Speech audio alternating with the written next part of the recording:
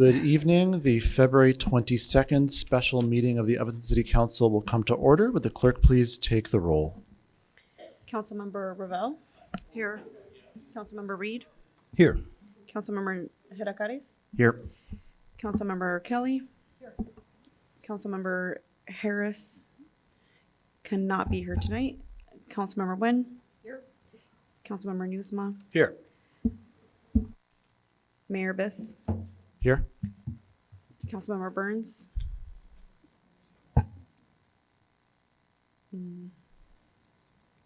I didn't receive notice if he was going to be here tonight or not, but Councilmember Sufferton. Here. We have a quorum present and are prepared to do our work for the evening. The first item on the agenda is my public announcements and proclamations, of which there are none. The next item on the agenda is the city manager's public announcements. No announcements, Mayor.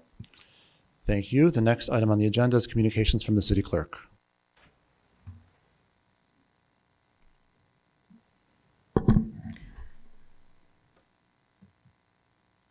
I have a few email public comments, so I will ask everyone to bear with me. I have forwarded them all together. The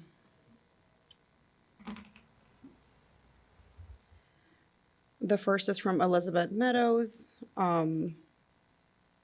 speaking to what's happening at the property on Wesley.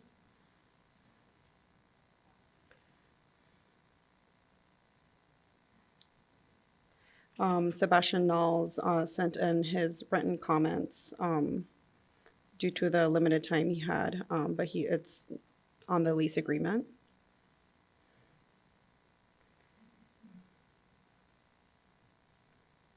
Linda Gartz, also about the lease, asking you to vote against the lease.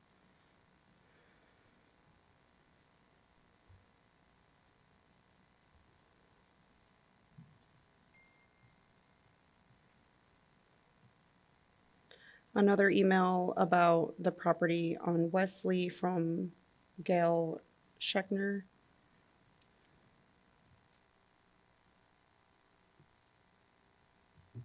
There's another email about Endeavor Health regarding the pilot program, but I believe this is for Monday's meeting.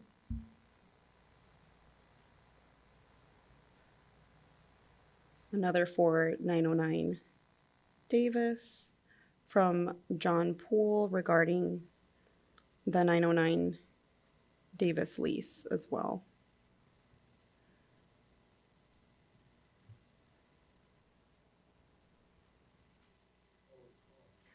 Michael Lohr asking for you to undo the 15-year lease.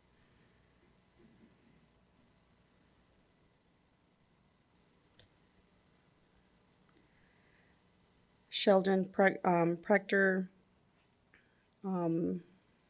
asking for there to be a democratic process and slowing down the move of city offices.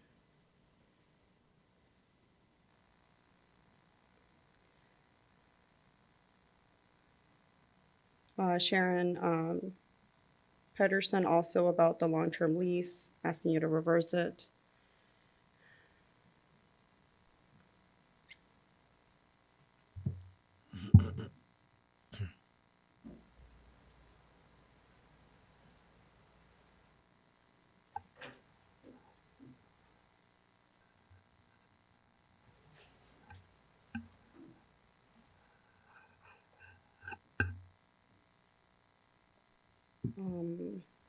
Another Tom and Debbie asking you to revoke the long-term lease.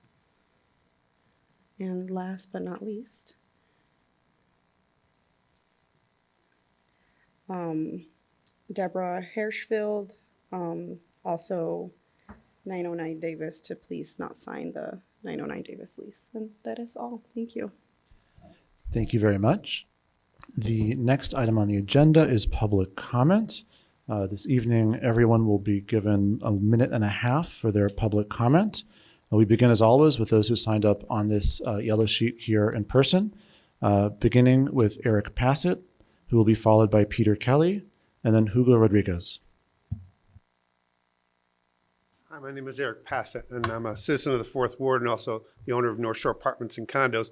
I'm probably the only one in this room that agrees with the first decision with the 15 years. I know I talked to you, Alderman Kelly, once before about how much it would cost to rehab this building. Let's just say we cost 30 million instead of 50 or 60, what people are estimating. If you add on interest rates at today's money, now you're back up to 50 million. And after that, let's say 30 years, you have to do it all over again. I mean, it's a never-ending, being a person who manages vintage buildings for a living, it's a never-ending cycle that never, that things continue to go wrong with an old building. If you move to the office building at 909 Davis, whatever maintenance comes up is not our responsibility. It's not our problem. And people can say there's not enough parking. I know some people are saying about that. We got tons of public parking right there in our own lots. So I would urge, I think we have a lot more things that we need to spend the money on, like police department and fire department, that we need to spend the money on that would be more wise than, building a new building that we only use half of at best. So we're heating a building we're not even using all the space for. So I'll take enough time. Thank you. Thank you very much. The next speaker is Peter Kelly, followed by Hugo Rodriguez, and then William A. Carte. I'm a Fourth Ward resident, 50-year resident of Evanston. I support the leasing of 909 Church. The 909 building is centrally located in the most densely populated area of the city. It's accessible by both train lines and by buses serving nearly all areas of the city. Parking is readily available. Location is easily accessible by Chicago Avenue, Ridge, Dempster, Davis, Church, and Emerson. The location is so favorable that I suspect that in the 2030s, there'll be support from the future council for a lease renewal or efforts to purchase the building. It's that valuable a location. In today's rental market with low occupancy rates, long-term leasing by new anchor tenants is a great strategy. As occupancy rates increase, supporting increases in market rents, the long-term tenant who negotiated a long-term lease will have a tremendous market leverage in seeking lease improvements and lease concessions. In essence, today's market rents will become tenant assets as market rates increase. Thank you. Thank you very much. The next speaker is Hugo Rodriguez, who will be followed by William A. Carte, and then Sunny Redo. Good evening. I'm Hugo Rodriguez, an Evanston resident of the 8th Ward. I'm also a member of the Housing and Community Development Committee and also a housing provider in Evanston.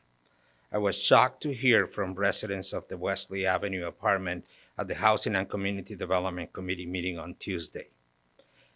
It perplexed and troubled me that a housing issue of this magnitude didn't warrant an appearance on our agenda or an emergency special meeting.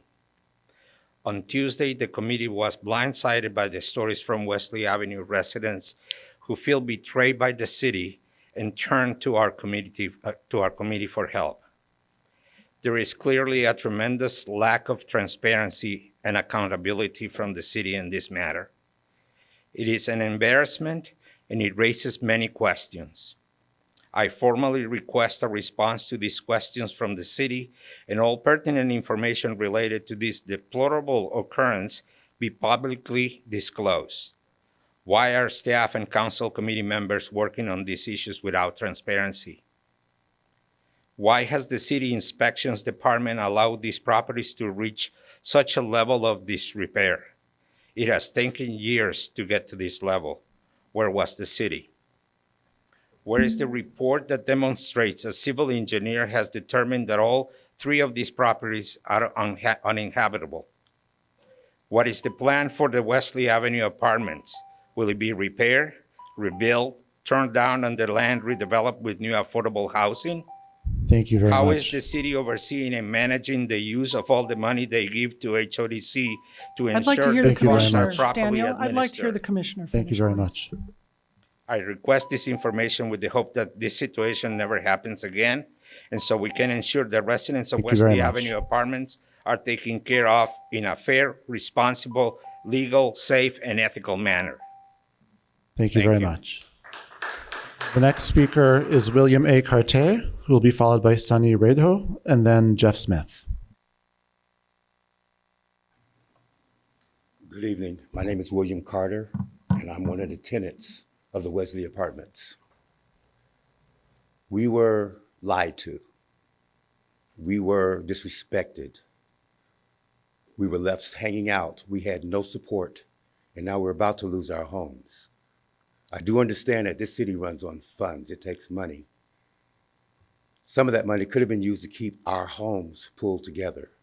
You're not taking us out of our homes. You're taking down a full community of people who have supported each other. Some of those people have been there for over 30 years. Some of them have raised their families there. I've only been here for 3 years. I visited there for 15. I know what that community is about. And what this is happening, it's not right. There's a sin going on here. And we're hoping that the city can find some way of taking care of these people, not just giving us 7 weeks in a flea-bitten hotel and telling us you're on your own. Not telling us that we can move into a place and be subsidized for a year, but after that year, you're on your own. After living in a place for 30 years, we deserve more and we deserve better. And I'm done. Thank you very much. The next speaker is Sunny Redho, followed by Jeff Smith, and then David Livingston. Good evening. Pardon the sunglasses. I have an eye condition. My name is Sunny Rado. I live in the 8th Ward. Good evening, Mayor and council members. I request all documents and communications between your council and the Anti-Defamation League be made public.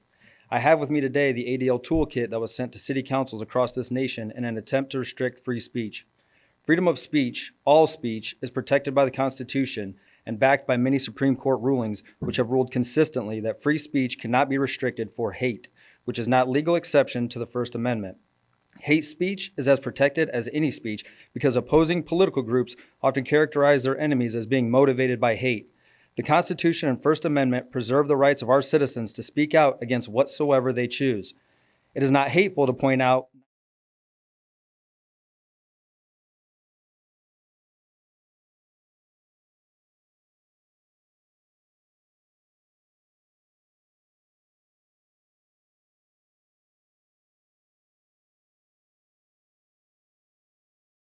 It is not.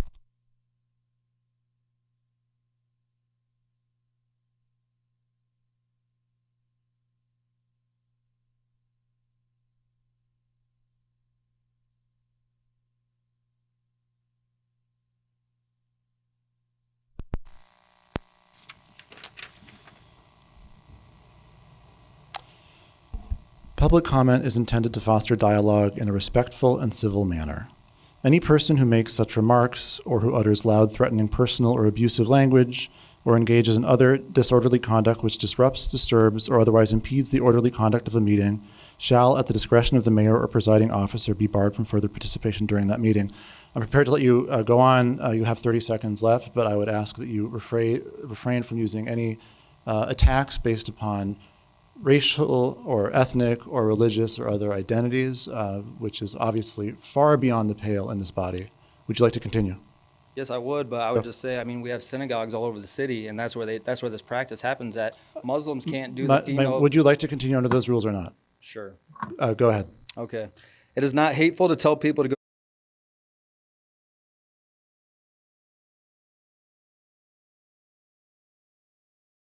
I'm going to ask you to Let's say things please. like Yebamot 90.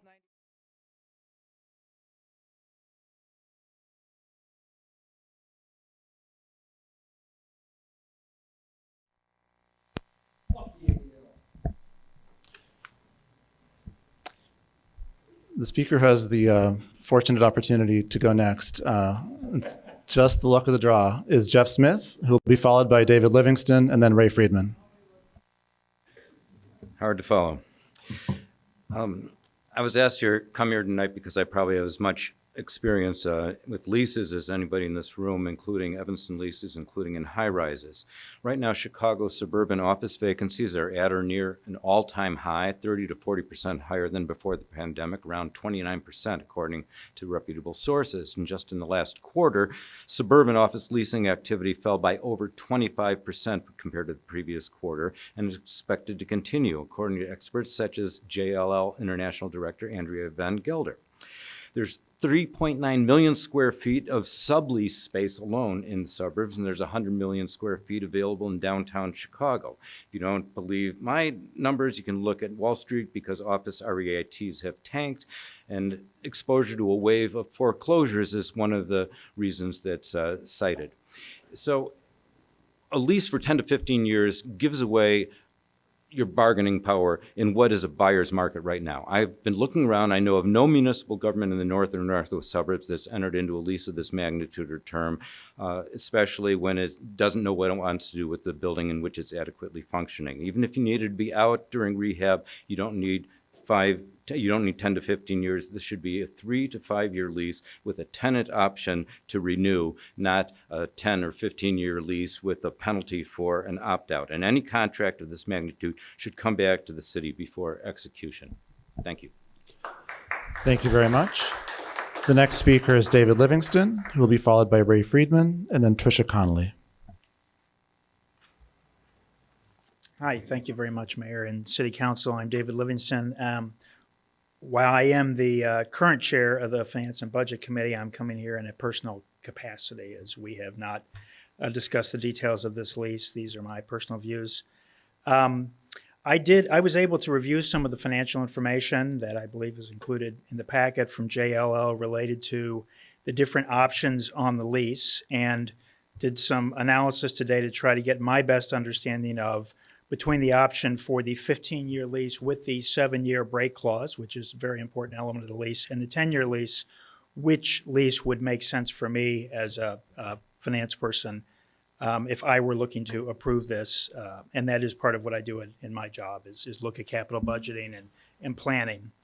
I believe the best way to look at this lease is to look at what is our cumulative spending through year 7 on a net present value basis. What I came back with is that for the 15-year lease in year 7, excluding the break cost, we will have paid on a net present value basis $10.2 million in year 7, which is the year that we would potentially exit. If we were then to terminate the lease and pay the additional amounts in years 5 and 6, that would go up to $15.9 million, present value. But I believe that is a very aggressive way to look at the cost because it ignores the possibility that if we did want to exit, we would be we would sublease the space. Thank you very much. Thank you very much. So bottom line, I believe the 15-year lease is a better deal for the city on a present value basis. Thank you very much. The next speaker is Ray Friedman, who will be followed by Tricia Connolly and then Jeff Boerini.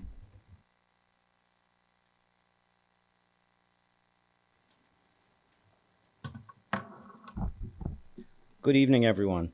First of all, I'd like to thank Alderman Tom Sufferton, Claire Kelly, Devon Reed, and Bobby Burns for requesting the special council meeting to bring 909 Davis back to the council.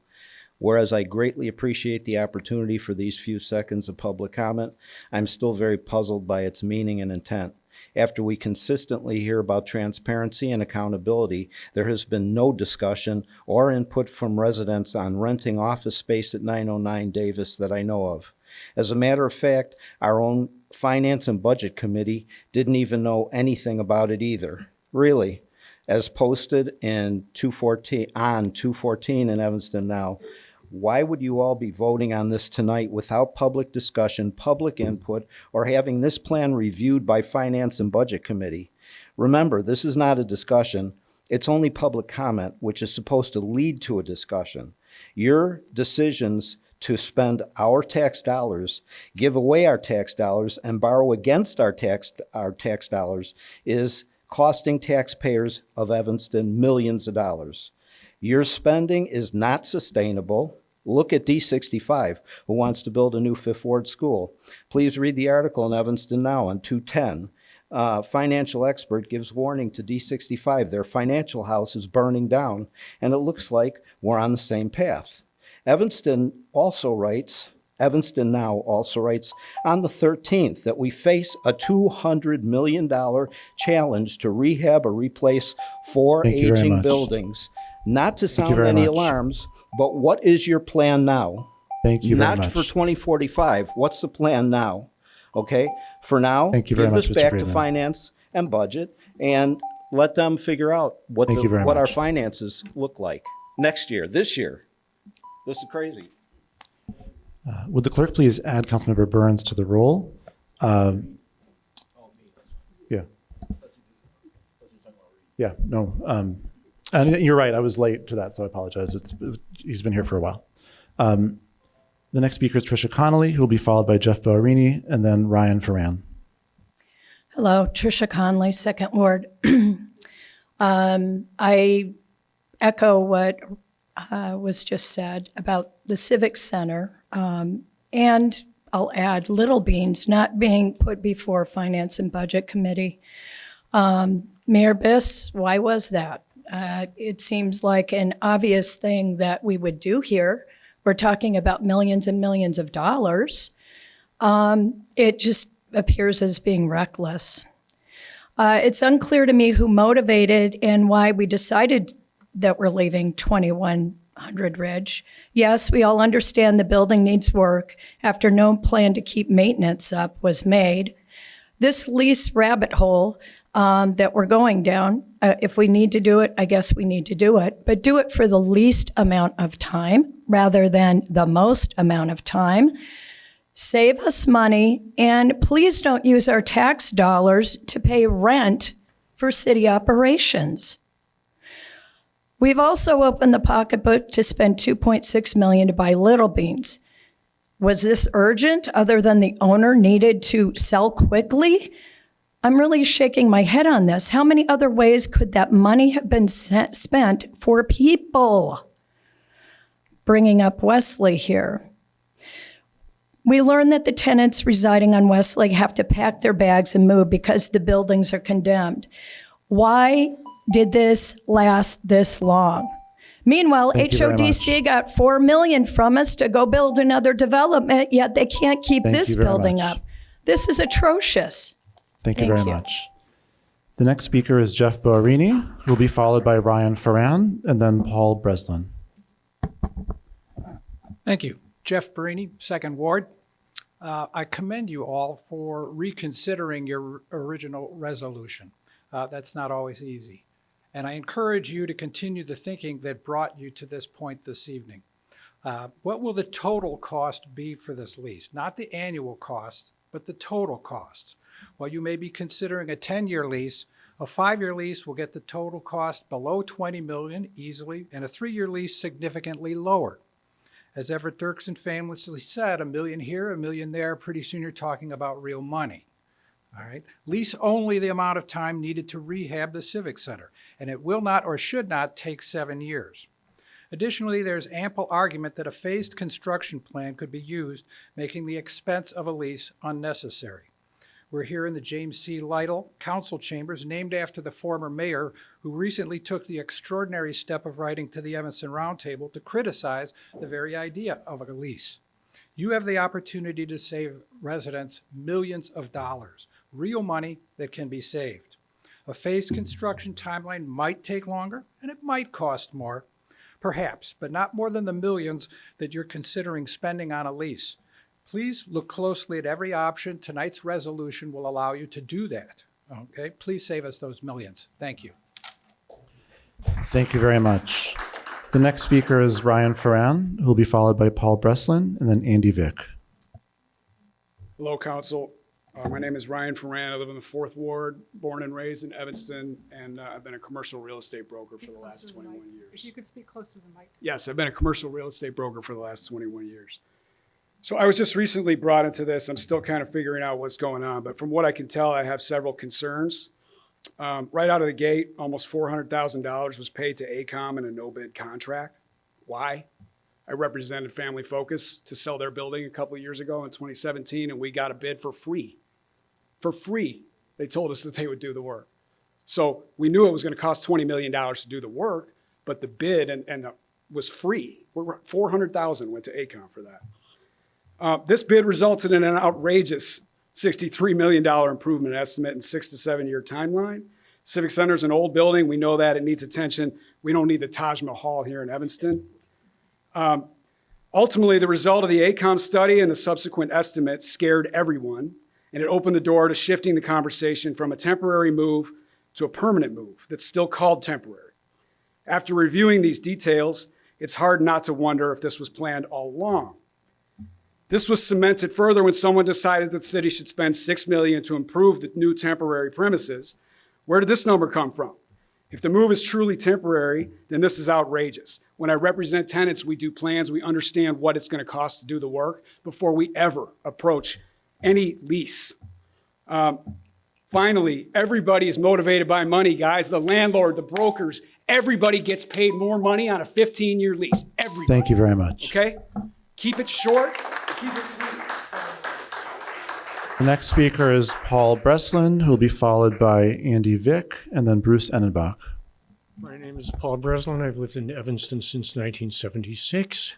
The previous speaker has much experience in real estate. I do not, but I think he hit most of the important points very persuasively. I've done a little looking in. The present owner of 909 Davis paid $28,000 for it. They bought it from a company that had paid in 2011 $35 million to acquire it. So it was sold at a loss of over $7 million, which tells you what's happening to the value of commercial property during this post-pandemic period. The city would be in a strong position to dictate terms of a lease if it chose to fight, but it just went straight for this thing. A couple of things, I have 40 seconds. We've heard wildly varying estimates of what it would cost to renovate this building. A previous speaker with experience in real estate says 30 million, 40 million, 50 million. All I can say is I live in a set of condo buildings that went up in 1906 through 1909. Yeah, we have a special assessment from time to time, but the building is still in pretty good shape and nobody has been soaked for millions of dollars to keep it that way. So I don't trust this. Finally, I am running out of time, but I would call attention to Tom Hayden's essay that came out on his website today, in which he questions the ruling that the Open Meetings Act was not violated. Read his argument. Thank you very much. The next speaker is Andy Vick, who will be followed by Bruce Enenbach. Hello, my name is Andy Vick. I'm the Executive Director of the Downtown Evanston Special Service Area. I'm here this evening on behalf of my Board of Directors to express our support for the city's plan to temporarily relocate its primary administrative offices to a property in downtown Evanston. While it's not our place to recommend one property over another or to comment about the specific terms of your lease, we would like to acknowledge the significant economic benefit to the downtown business district should you decide to move forward with your planned relocation.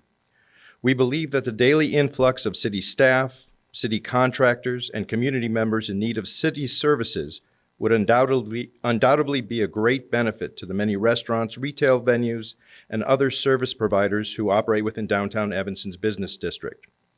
With the shift to remote and hybrid working over the past few years due to the pandemic, the number of office workers in downtown on a daily basis has been significantly diminished. Although this should not be the primary reason to relocate the city's administrative offices to downtown Evanston, it's clear that such a move would result in a meaningful and welcome economic boost for many of the current and future businesses operating in our special service area. With all that being said, I urge you to find consensus around a way forward and to follow through on your plans to temporarily relocate the Civic Center to downtown Evanston while you work towards a more long-term solution to meet the city's operational and administrative needs. Thank you. Thank you very much. The next speaker is Bruce Enenbach. Last but not least. Hi, Bruce Enenbach, First Ward. It's good that we're having this discussion about 909, discussing the options to save the most important and economical option being overlooked here. That is the most sensible alternative that is not listed here, which is to drop the idea of the lease altogether. The most economic and sensible solution to our occupancy challenge is to simply stay where we are. And aren't we now putting the cart before the horse? We have not even properly yet vetted our options going forward. Even if you're just looking for some swing space in an effort to buy time to contemplate our options for future occupancy, you should realize that you already have the swing space. You own the swing space. It's right here. Two fundamental truths are important to realize here. One is there's no such thing as a free lunch. You're not getting anything for free from the landlord. You're paying for it. And it's better to pay for it in something that you own than in something that you do not own. The lease terms proposed here are akin to a normal office market, not representative of what we have today, one of the softest office real estate markets in my lifetime. The proposed terms are absurd. And please keep in mind that a letter of intent is exactly what it says. It's intent. It's not a contract. You can intend, and then you can proceed to not intend without penalty. It's not a contract. Likewise, the cost Thank you very estimates much. bandied about a renovation of this building are wildly excessive. Thank And the you very greenest much. building in existence is the one that you do not tear down. Please look at this seriously. Thank you. Thank you very much. We now move to those who signed up online to speak in person, beginning with John Kennedy, followed by Bennett Johnson, and then Alaric Irving. Good evening. John Kennedy. We have a very simple decision tonight. Either a 10-year lease or look at options for shorter leases. Every one of you spoke to the question of build or rehab. Neither of those choices takes 10 years, let alone 7 years to do. 5 would be fine. For example, the Evanston Development Lab, brand new building, put up 2.5 years from zoning approval to move in. The rehab of the post office downtown, 3 years to rehab 2.5 million square feet. We're not talking 10 years here. Now, so what are the options tonight? This morning, or recently, Luke Stowe was sent a letter by the Rotary asking that they're willing to discuss shorter-term leases. I spoke to the leasing agent this morning from Mexico. He basically has 36,000 square feet, 2 adjacent floors that are equivalent to the 37,000 in 909. More importantly, they have an auditorium that could serve, the size of this room that could serve as a council chamber, all right? And we don't have to pay for it, which means the whole rent is cheaper. The big part is parking. After 5 o'clock, we can use their parking lot. We don't have to walk 1,000 feet. Safety and convenience. Bottom Thank you line very is $18 million just on rent alone if you go with just Thank you very pursue much. the options. Thank you. Thank you very much. The next speaker is Bennett Johnson, who will be followed by Alaric Irving. I did not see Mr. Johnson here. It's possible he signed up for the subsequent council meeting. So in that case, the next speaker is Alaric Irving.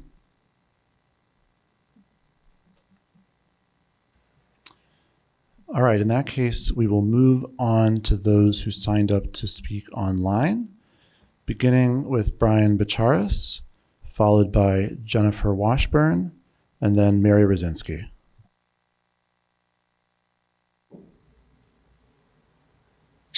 Hello, this is Brian Bacharis, 9th Ward, lifetime resident of Evanston, and very concerned about the proposition before us tonight. And thank you all for your time and for taking the time to reinvestigate this situation. I just cannot understand the urgency to rush into this lease without a clear plan that is the approval and consent of the residents and taxpayers to ultimately spend upwards of $100 million. I'm just wondering how this council can have an honest conversation with the community about all the available options and possibilities for our civic center with such a long lease. There seems to me to be no emergency to vacate, and why aren't we putting more urgency and emphasis into the police and fire headquarters? Public safety should be far more important to this community. This is or will be one of the most contentious issues facing your council in a long time. Also, and most expensive, why hasn't an independent third party been asked to engage in a peer review of the propositions before us through the various consultants and involved in the process? Consider this, as already mentioned, the Evanston Labs was built in a short period of time. Why should we have a long-term lease if we can get a 3-year lease with options for multiple 2-year renewals? This decision today will have long-lasting and profound consequences to our fair city, its well-being, and the fabric of our community. Please make the right decision tonight. Thank you. Thank you very much. The next speaker is Jennifer Washburn, who will be followed by Mary Brzezinski, and then Christine Escobar. Hi, everyone. Someone once wrote, quote, "We're not opposed to transactional politics for aesthetic reasons. We're concerned about it because it seems to cause troublesome outcomes." When people make policy by cutting deals, they're not just doing something that feels wrong. They're locking somebody, or usually lots of people, out of the decision-making process, which means the outcome will most certainly be unfair for those who get locked out, end quote. I think you might recognize that quote, Mayor Biss, you wrote it. You have locked us, the taxpayers, out of this decision, and it feels wrong because it is wrong. A referendum occurred 17 years ago on this very issue, and 83% of residents voted to keep the Civic Center in its current location. Mayor Biss, you said that data was 17 years old, so not a dominant factor in the decision. Why not have another referendum and garner some data that's current? After all, if you don't listen to the public, the outcome, as you said, will most certainly be unfair to those who get locked out. Thank you. Thank you very much. The next speaker is Mary Brzezinski, who will be followed by Christine Escobar and then Darlene Cannon. I'm sorry. Well, you know what? I didn't think I was going to be able to make it, but I did. So, thank you. I'm Mary Brzezinski, and I wanted to say I agree with everyone who is opposed to moving forward on this lease. I think that the people haven't been engaged in this, and I don't think the process of thought on this has been really well thought out. I mean, I don't do commercial real estate, but I know in residential, I work with a lot of clients who talk about renovating their homes or doing additions or whatever. They don't move out of it till they've made that decision because they don't want to be paying both. So I don't know why we as a city would take that. So please listen to the experts. But the reason I'm here also, and probably more important right now tonight, is that I feel that our city is currently failing short on its commitment to our most vulnerable residents, especially during a time when affordable housing and equity are purportedly integral to our community goals. We have the capacity and obligation to improve the situation for the tenants on Wesley. Instead of merely relocating individuals with no assurance of they will return to their homes, we must explore viable solutions to address the underlying issues. The current approach is totally unacceptable. These 3 buildings represent more than mere structures for storing possessions. They encapsulate the hearts and souls of our residents, fostering family bonds and neighborhood communities that have flourished for 10 to 30 years. Beyond the walls lie real lives, and we owe it to our community and those residents to find a more compassionate and effective resolution. I am curious about the basis of the estimated cost provided by Sarah Flax, our Community Development Director, ranging from 10 to 20 million. I'm also interested in accessing the inspection reports, detailed estimates, and is it feasible to, I will finish, and I'd say whoever installed those lally jacks, I'm not sure they did it properly or have them in the right position or not aggravating the structural compact of the stairwell. Thank you. Thank you very much. The next speaker is Christine Escobar, who will be followed by Darlene Cannon and then Rich Eddington. Hi, I live in the 2nd Ward and am a commissioner with the Equity Empowerment Commission. The city was aware of Wesley Avenue issues, but at Tuesday's Housing Committee meeting, members said they knew nothing about Wesley repairs or the city letter that residents immediately vacate. Why wasn't this presented to the Housing Committee for feedback or on the city's list of review items for the Equity and Empowerment Commission? Wesley tenants are seniors, families, and Black Evanstonians. This issue necessitates equitable planning before taking any action. The city promised to house Wesley residents for 7 days is also unacceptable. People are being displaced as an afterthought, their community is being dissolved, and there's a lack of affordable units to move them into. The city continues working with HODC on new properties, knowing their obvious neglect of buildings. This reveals a lack of city oversight on properties serving the most vulnerable. Buildings housing children, families, and seniors with reduced incomes need more oversight to ensure building managers don't put people at risk of losing their home and community permanently. A $2.2 million renovation of the Ecology Center begins in March. Maintaining safe housing should be first priority before new building and development projects. The reparations project is to help repair systemic harms done to the Black community. But simultaneously, this community is being torn apart by the same city that promises repair. There's money for the Ecology Center, new property acquisitions, new developments, yet none for repairing current housing harm under the city's jurisdiction. Thank you very much. The next speaker is Darlene Cannon, who will be followed by Rich Eddington and then Ezra Shevik.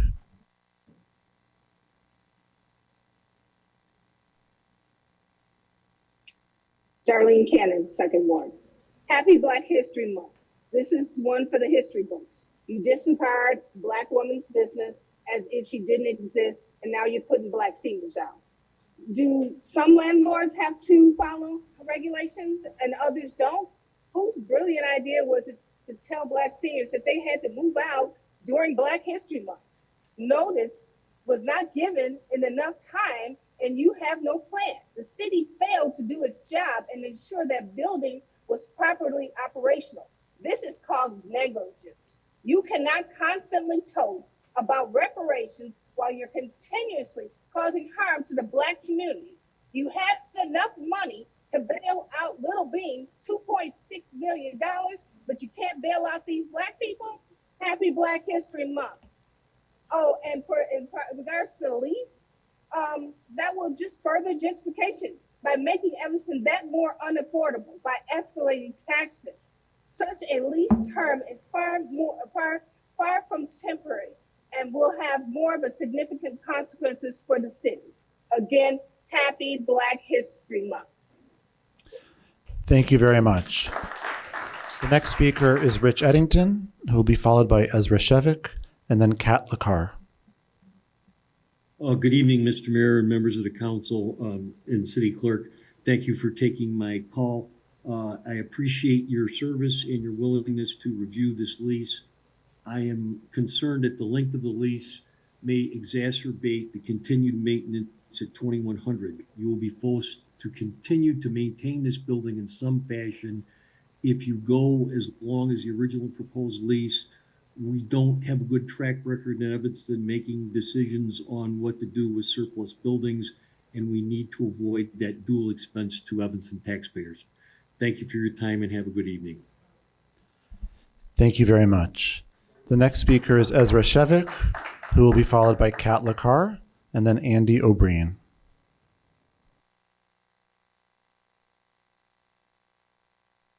Okay, thank you to the council for bringing this back up. I want to thank the members of this council that brought it back up. I'm just confused about something. It seems like every time there's a big issue in Evanston, it's special order of business and it's an emergency and we have to rush it through. That's not right. I try my best to pay attention to what's going on. It's only so many hours in the day. We need to look at the process. We need to make sure that there's enough time for people to give feedback. Speaking of special orders of business, I hope that we can get this Wesley residents a special order of business as well. Just because I hear a lot of people speaking on that, it's obviously very concerning. So I hope that we keep that same urgency when it comes to that issue. As it pertains to the lease, though, I just want to say I don't understand why are we taking this option? We got the report back. There's some great options on the table. So why aren't we talking about those options? We're talking about a 15-year lease This doesn't match up to anything that was in that report. So let's take the time, let's take a step back, let's think about what direction we want to go. From there, if we need to lease space, so be it, but we know how long we're going to need it for, and we can get a better deal. I don't think the deal on the table is a good deal. I don't think you guys are negotiating hard enough, and I don't think we're being well served by our leasing agent. They're going to get a commission on this. Their incentive is to make the biggest possible deal. So let's take a step back. Thank you very Make much. sure to be responsible to the residents and the taxpayers. Thank you. Thank you very much. The next speaker is Kat Lacar, who will be followed by Andy O'Brien and then Chad Bastewell.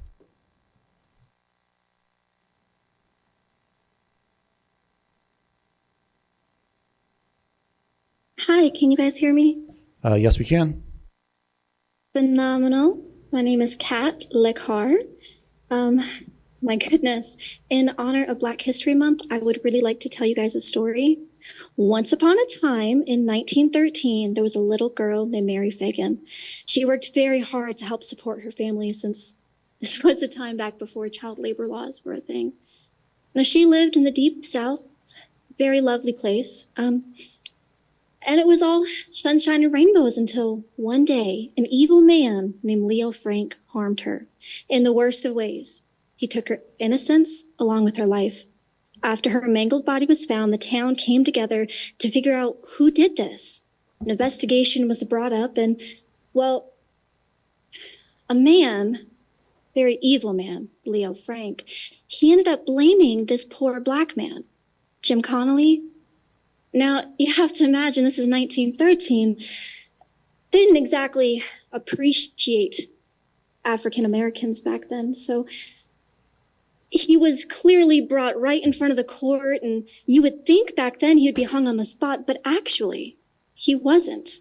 Even then, with the thoughts of Black people as they were at the moment, the town was able to come together and realize that the real evil person, the big bad wolf if you were, was Leo Frank. Now, if they are going to side with, the Black man in 1913, you have to imagine that obviously Leo Frank did it. Now, the Thank thing you very is much. back then. Thank you very much. The next speaker is Andy O'Brien, who will be followed by Chad Bastewell and then Ava Rockwell. Yes, thank you for giving me the opportunity to speak tonight. I hope that you respect the First Amendment and let people continue their speeches. A ceasefire resolution isn't far enough. It's virtue signaling. We must boycott those that are advocating for the genocide of men and women and children in Gaza. John Lennon said, "War is over if you want it." And it's true. We can be a Zionist-free world, but it requires more than just a piece of paper. It requires activism and dedication and action. Boycott Zionists. Sanction Israel. Tell the colonizers they are not welcome. I keep hearing both sides talk about why they support or don't support a resolution for a ceasefire, but what I really hear is one side calling for the end of bloodshed of innocent children, and the other is a bunch of supremacists crying that they are being exposed. Supremacy is wrong. I'll make that statement. Using violence against others that don't look like you or have your faith is wrong, but that's exactly what Israel is doing. When the Jewish Soviets murdered the opposition, it was wrong. When the Chinese mass murdered their own people, it was devastating. But we're told Israel's our greatest ally. We have government officials trying to ban the criticism of Zionists and imprison those that work to expose their crimes. The audacity of the yentas that call crying about anti-Semitism is disgusting. No one cared when it was Uyghur Muslims being enslaved in concentration camps. No one cares that children are starving to death by the millions in Yemen right now. No one cares that Jewish Bolsheviks starved 20 million people to death in Ukraine, which is called the Holodomor. I'm supposed to feel compassion for a group that the Bible said was of their father, the devil, and are of the synagogue of Satan? Thank you very much. The next speaker is Chad Bastewell, who will be followed by Eva Rockwell and then Bill Shaner. Good evening, Council. Can you hear me?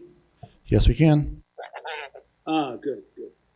I'd like to address the some public safety issues and the Wesley housing issue in particular. But before I begin, I was just listening to the meeting earlier this evening, and I would just like to remind the Council that it appears that you are enforcing facially viewpoint-based rules that discriminate against protected viewpoints. So it appears that you are in violation of the Constitution and your bonds are now liable for maximum payout. And so I just wanted to let you guys give you notice that, and your excuse me, your municipal attorney should take a look at that.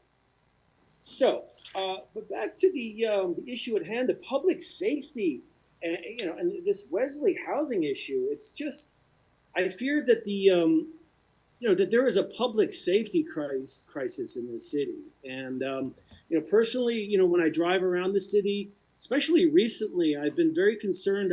There's been some sightings, especially in the regions of the Beth Emmet Free Synagogue. I saw a rabbi crawl out of a sewer. He had blood on his face, and he appeared to. Thank you very much. The next speaker is Ava Rockwell, who will be followed by Bill Shaner and then Nick Anderson.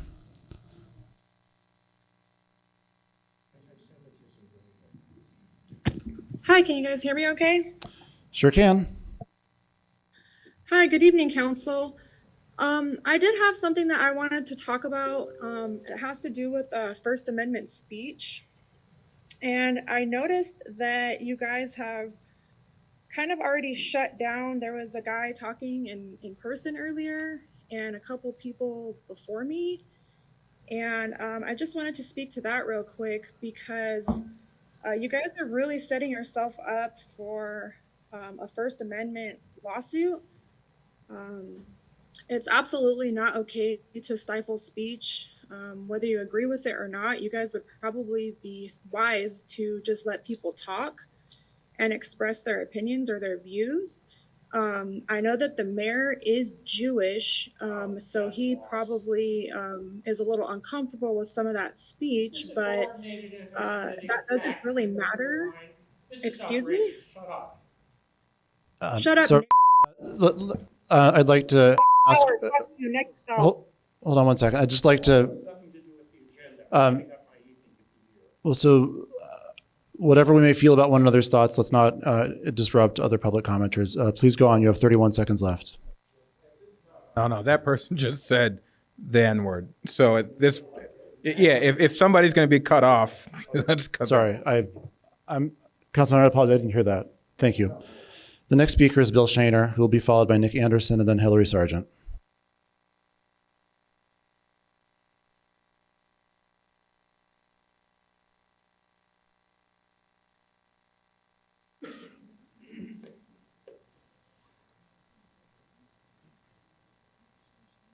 It looks like Bill Shaner is having trouble unmuting, so we're going to go ahead with Nick Anderson, who will be followed by Hillary Sargent and then Jeffrey.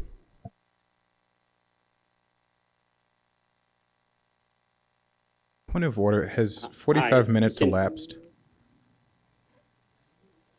Can you hear me? 1 second. There's a procedural question. Well, let's see. 45 minutes ago would have been 6:22.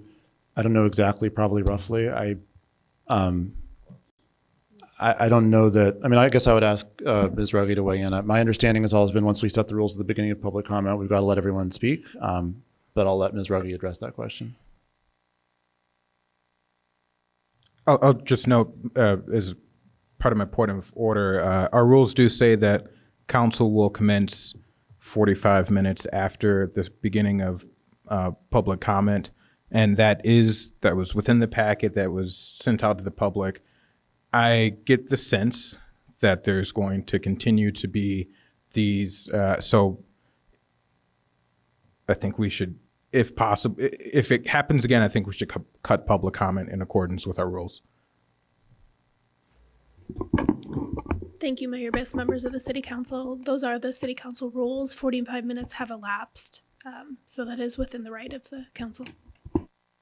In light of that, I do believe scanning this that the assessment is correct, that we've reached the portion of public comment which will be fairly consistent. If I'm definitely not interested in cutting off a legitimate public comment, but if the council is comfortable pursuant with our rules moving forward at this time based on that assessment, and people who want to make further public comment, notwithstanding the fact that we're beyond the 45-minute mark, can always email the city clerk, Clerk Mendoza, who will be happy to share the comments with the council.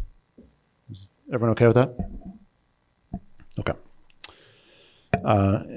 That concludes public comment for this evening. Are you speaking about public comment or about A1? Or something else? Both. I was going to do both. I was going to move A1, but also. All right. Well, Councilmember Reed to make a motion. Yeah. First, just a point of personal privilege. One, I firmly believe in folks' right to freedom of speech, but it's undeniable that the comments today were disgusting. It's undeniable that there was a coordinated effort to make those disgusting comments. I have this year worked for the ADL.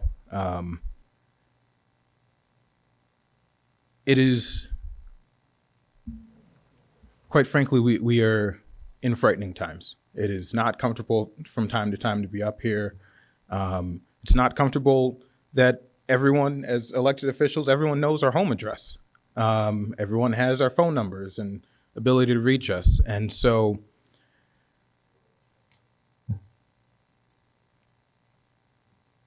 I don't know. I'm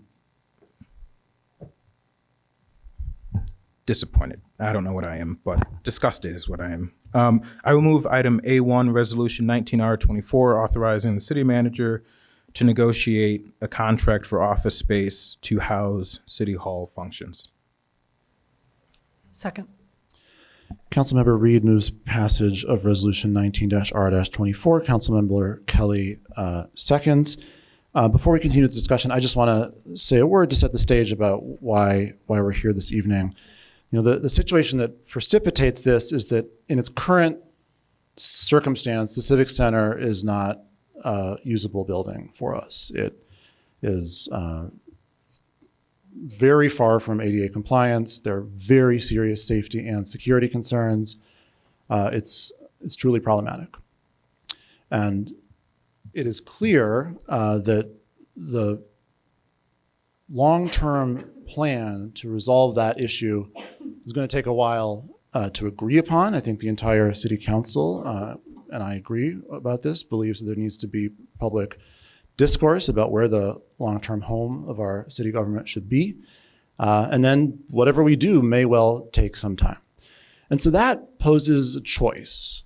Either we just wait it out here while all that plays out, or we find a temporary solution. Waiting it out could work. And if it works, it's probably the cheapest option. But we're sitting on a ticking time bomb and there's no guarantee it works. There is a very real possibility that any of the serious problems relative to safety, relative to security, really create an issue that is untenable. And it's also possible that any of the systems, for instance, the HVAC system, could fail, at which point we would both be without a civic center, without a seat of city government, and with a giant invoice handed to us that's well beyond the numbers that we're talking about for these leases. And so with that set of choices in mind, staff came to city council in closed sessions to float the idea of entering into discussions about renting space temporarily. Given those choices, council, the overwhelming majority of council members felt we ought to look for temporary options to avoid that ticking time bomb, to avoid that very serious risk, and then give ourselves the space to have real community engagement relative to what the long-term solution would be. Council staff, in partnership with JLL, went and investigated options and brought those options back to council in a closed session where it was viewed that the option that was passed a month ago today was clearly the best choice. And that's why the vote happened on a 6-3 breakdown a month ago today. We're here now because some people want to revisit that question. And we're doing it pursuant to their right to call a special meeting. And of course, I'm here participating in that meeting. But it worries me for a few reasons. Reason number one, I think it is not good for our credibility as a potential partner of any entity, whether in this community or elsewhere, to say, yes, we're going to move forward, and then a month later to change our minds. I think that really is harmful to our credibility. Second of all, I think that we have a lot of important stuff on our plate. A month has passed since the vote, and during the course of that month, because this discussion continues to go on, our internal operations have been focused on this backward-looking question, not the many really, really critical forward-looking questions that are so important to our whole community.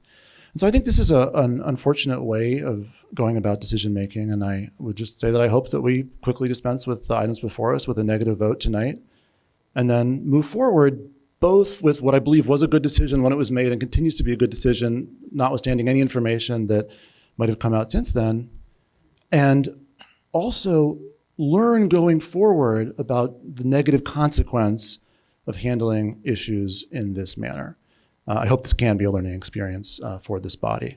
I think Mr. Stowe had some comments, then we'll go to council. Yes, thank you, Mr. Mayor, members of council, Clerk Mendoza. I just wanted to share a few thoughts on this topic as well.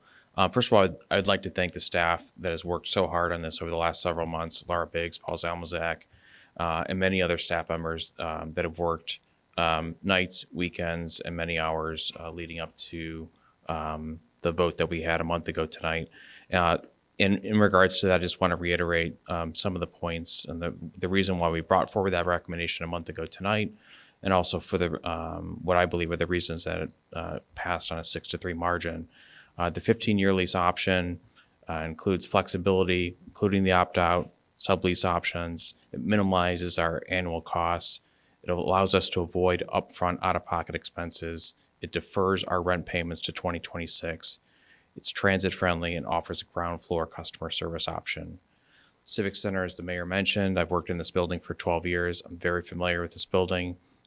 It's a unique historic building. My aunt went to high school in this building many, many years ago, but it has major challenges: ADA, security, fire safety, heating, ventilation, air conditioning. There's too much space, but not enough actual dedicated office space, and it's not nearly as transit-friendly as other downtown locations. Some of the benefits of 909 Davis Street that was approved last month: it offers easily accessible ground floor customer service for permits, payments, birth certificates, etc. There are 6 ADA spaces in the circle driveway, including additional several short-term free parking, just steps from the main entrance. Allows us to secure the space for staff and our visitors, and also allows us to all collaborate on one floor, which is not an option here currently at the Civic Center. 909 Davis is the literal epicenter of the Evanston Transit Hub, offers parking facilities just a few hundred feet away, parking facilities that are currently underutilized right now. It'll improve our ability to attract talent with modern workspace, downtown amenities, and will provide an important boost to the downtown area. We were very intentional about that 7-year mark. Almost any scenario that we are contemplating would involve a 5 to 7 year runway. We have checked in with the City Council at every appropriate juncture. We stand by this process. We stand by the original direction that was provided by City Council on a 6-3 vote last month. Thank you. Councilmember Reed, followed by Kelly. Thank you. I want to, well, first, I think it's a procedural issue, if I may, without my time being affected for this. I do think that tonight's discussion is discussion that, as our chair of AP&W said, tonight is worthy of deep and thorough discussion, debate here at council. And so I know our council rules say that a member may only have 5 minutes to speak, and it has been the tradition that the mayor only have 5 minutes to speak, assuming that no other council, if another council member interjects and enforces that rule. It has been the practice that the mayor, once 5 minutes is up, has typically enforces that rule himself. And so I'd like to move to suspend the rules on the 5 minute time limit. Second. Councilmember Reed moves to suspend the rules so that there's no time limits for this discussion. Councilmember Kelly seconds. And I'll just, before we vote, this is the only item we're here to discuss tonight. Let's have a discussion. So whatever decision we make tonight can be the final decision, I think. And with that, given the amount of public interest in this, I think a thorough debate of this issue is important. Thank you. Would the clerk please take the roll on the motion to allow infinite time? Councilmember Revelle, Aye. Councilmember Reed, Aye. Councilmember Hadakaris, Aye. Councilmember Kelly. Aye. Councilmember Nguyen. Councilmember Nusma. Aye. Councilmember Burns. Aye. Councilmember Sufferton. With 7 voting in favor and none voting against, the motion carries and the rule is suspended, and therefore the timer will be off until I receive direction to the contrary from council. If you still want to keep track of our time, I think it's fair. You're going to make me do hard math problems for no reason? Yeah. I'm going to just start off very briefly, and then I want to hear from other colleagues. But I do want to respond to a few things. One, I joined Councilmember Kelly and Councilmember Sufferton in calling for this replacement resolution. And I suggested that we have this special meeting sooner than waiting for the next regular council meeting because, as Manager Stowe noted, it has been a month since council took initial action on this. And so the city manager was authorized to execute that lease at any point. And so it made sense to have this meeting sooner than later. And to both Manager Stowe's credit and Mayor Biss's credit, they both agreed that they would hold off on signing the lease until we had this meeting. And so I do think that credit is due there. There's an issue of credibility that was raised and by a number of folks. I think we have a duty to make sure that our credibility is maintained with our residents. As I've stated, I have been uncomfortable with this process and with particularly the fact that I feel that some of the discussions that we had in executive session were inappropriate and should have happened in open session. I, in fact, left a meeting because I felt we were violating the spirit and really the letter of the Open Meetings Act, the clear letter of the Open Meetings Act, by having certain discussions. With that in mind, I also want to note that because the lease has not been signed, we have not entered into an official agreement with the property owner. And so I don't think if someone is worried about the city's credibility, I think you also should be concerned about our credibility with our residents, but also we have not entered into an agreement with the property owner, and we still have time to look at additional options. I am not someone who is a city clerk. I maintained an office here in the Civic Center. I understand the need to either rehab this building or leave the building. And personally, I am likely in the favor of leaving the building. But I believe there is a proper process that should happen with the residents as we have that discussion. For all of the reasons that Manager Stowe mentioned, I think that, downtown or maybe even particularly 909 Davis is a good option because of the accessibility to transit and a whole host of other resources that are downtown to make the experience for residents and city staff better. But I'm fully open to looking at additional timeframes for the lease.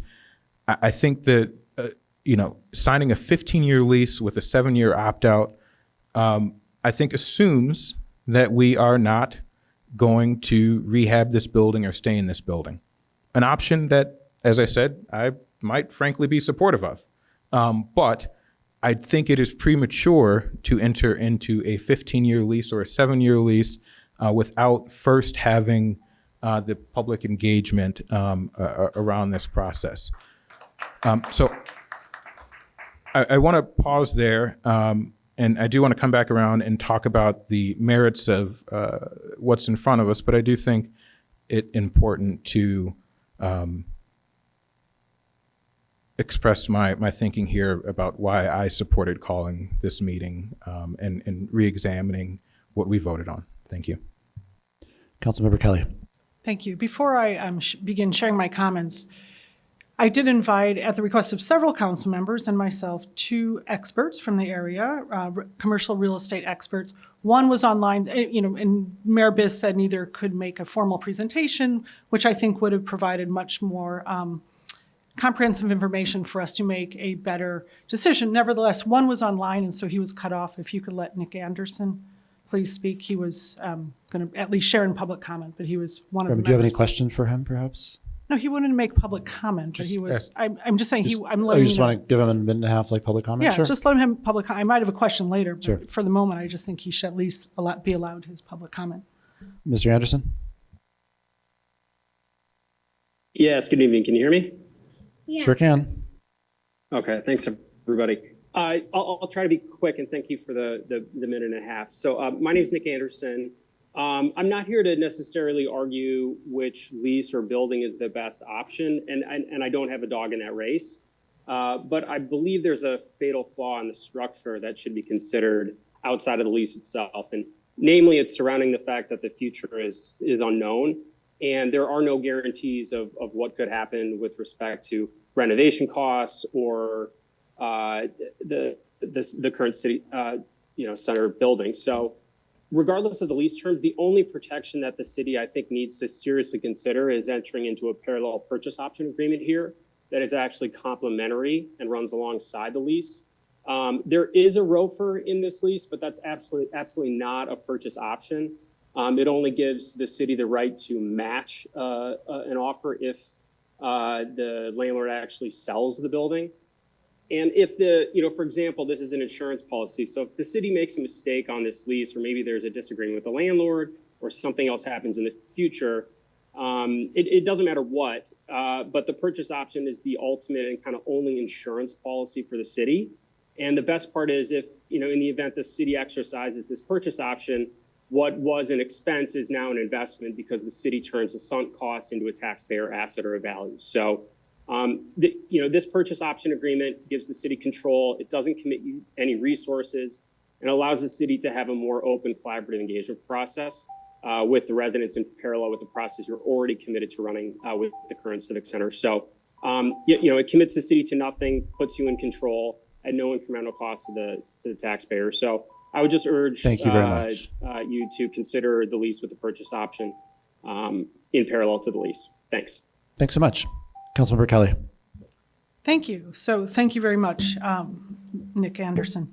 So yes, 2 resident experts, one who was going to speak to lease structure that I think we all need to learn more about before proceeding. I'm sorry that he wasn't allowed to give a more lengthy presentation, as well as Ryan Ferran here, Vice President, who has 21 years of representing tenants in commercial real estate. So, but I do want to say, Daniel, there were more options than just waiting it out or leasing. There's also the option to do phased-in rehab, which was never presented to us as an option. And we know that we haven't been presented with the actual percent of staff that's in the building at any one time. So that is also an option that's a third option that you didn't mention. And I also want to say, when you said that this is unfortunate that we're here, I would say it's unfortunate that you put such an enormous decision rushed through as a special order of business. That's really what's unfortunate. Our residents were blindsided with this. They're still just now finding out what happened. So I'm glad we're here this evening, and I will be pushing that we bring this back with other options for us to review, and certainly not to execute without approval first. That would be unprecedented. We don't even do that with little studios at Noise. We approve those first before executing those. So we certainly shouldn't just send this off and say, execute a lease and do your best. That's not appropriate. We don't need a long-term lease. I mean, that's clear. This idea that we need 7 years to either upgrade or rehab is simply really nonsensical. The Evanston Labs building in my ward came to City Council in like 22. It's going to be opening its doors, I think, pretty soon, like in a few months, like in a year and a half, an entire building, right? So same thing in Chicago, we're seeing this all the time. So the idea that 7 years to upgrade HVAC we're not building a Taj Mahal. This is a city government, right? We're not putting in swimming pools. We're not. So that number needs to be challenged and questioned, that idea that we need 7 years. Again, we don't need it. The difference between a 15-year lease, a 10-year lease, and getting an option for a 3 or 5 year lease that can be renewed with the option to renew is the difference of saving taxpayers upwards of $10 million from a 10-year lease, or upwards of $15 million if we go with with a 10-year lease, and upwards of $15 million if we go with, or $20 million if we go with a 15-year lease. Again, we don't need to stay here 10 or 15 years. And we don't need an opt-out. That's also pretty unheard of now, that we have to pay nearly $9 million if we opt out at year 7. So immediately, if we enter into a lease, like the 15-year lease, immediately out the door. If we decide in 2 years we want to leave, we're already, looking at $30 million for year 2, year 3, if we leave at year 4. We're committed to those 7 years right there, even if we want to leave at year 3, to that 7-year large payment. And again, this isn't an investment. This is pure expense. And again, I'm really moved by those residents and upset about what happened to the residents at Wesley. And we're talking $8 million to keep 27 families or so who've lived there for many, many years. Yet we're ready to just burn through $30 million to $40 million to $50 million on a lease. So we need to stop right now. Minimally, we need to do our due diligence, not abrogate our fiduciary responsibility to our taxpayers, and have these numbers brought back to us. We know Rotary is willing. They wrote, the leasing agent wrote to Luke and me to say they would like to sit down and look at a 5-year lease. What wonderful partners too. They're not going anywhere. We don't have to even worry about the potential. We know that, once we move in with our credit worthiness and a long-term lease, boy, that's going to jack up the value of that property at 909. That can't be lost on us. It doesn't mean we don't do it, but it certainly shouldn't be lost on us that there is a pressure there. And yes, we don't know what the commission is even for. That's unheard of too. Our JLL represents us, but we haven't been told what the commission is. That's also, I'm not even sure if that's legal to say market rate commission. That's not even a thing in Illinois state licensing law. So, they're going to stand to make upwards of, we know the longer the leases, the more that commission is, right? It's per square foot, $1.50, whatever it is. Per year, we're looking at over $1 million at least. So, but we haven't been given that number. And usually, usually they throw some money back at the client, 20%. We're not getting anything back. So this just isn't feeling quite right, like we're being quite represented the way we should here. So minimally, we should be getting, these numbers back for both 3 with option to renew, 5 with option to renew, 7, and fold the 10 one that Paul Zalmasak brought forward with JLL, bring that back in with those options. And let's exercise our fiduciary responsibility to our taxpayers. Otherwise, you're looking at, again, just a potential of unnecessarily committing to an extra $10 to $20 million should we leave in 3 to 5 years. By committing to a 10-year lease where we got to pay 10 years, or a 15-year lease where we got to pay all the way through 7 with a $8.8 million opt-out fee. This doesn't make sense. And I just wanted to ask maybe, since we do have him here, I would like to ask Mr. Fran, would you mind coming to the mic for a moment? I just had a couple of questions since you are an expert in this. I know in the contract with JLL, what they're bringing back to us are really supposed to be just preliminary intentions, they could negotiate, right, with those. We could take those numbers and perhaps get a better deal. With regard to which part? Yeah, so for example, what we've looked at as council are a 10-year lease and a 15-year lease at 909. With those numbers, we're not obligated to those. We haven't signed a lease. No. That should be used and could be used, am I not right, to try to leverage maybe even a better deal for the city among the properties? Typically, we look at space and it's all about a function of how much work has to be done to the space. So if you look at an office space and it needs I think you have to pull the mic several a little bit million closer. dollars worth of work. Maybe, yeah, move it up. Move it up a little bit. If you look at an office space and it needs several million dollars worth of work, then that's where long-term leases come from. You've got to amortize that cost, right? If somewhere there's a $6 million number here, $5.9 million that we're trying to work toward. On a 3-year lease, you're never going to make $6 million work. On a 10-year lease, you're never going to make $6 million work. You got to amortize the cost to make the occupancy cost logical. My question as a citizen is, what is the $6 million in work that has to be done? If this is really a temporary move, why are we spending $6 million to improve the space? That's not a temporary amount of money. Thank you. That $6 million, make no mistake about it, is driving the long lease term. Rotary, 909, any of these landlords, I do this for a living, 21 years. You call that 909 landlord and say, we don't need any work. We'll do a 3-year deal. He'll say, done. I'll send you a lease tomorrow. They don't care. They want the city of Evanston as a tenant. They don't need of course they want a 15-year deal. They can sell the building now and make a ton of money.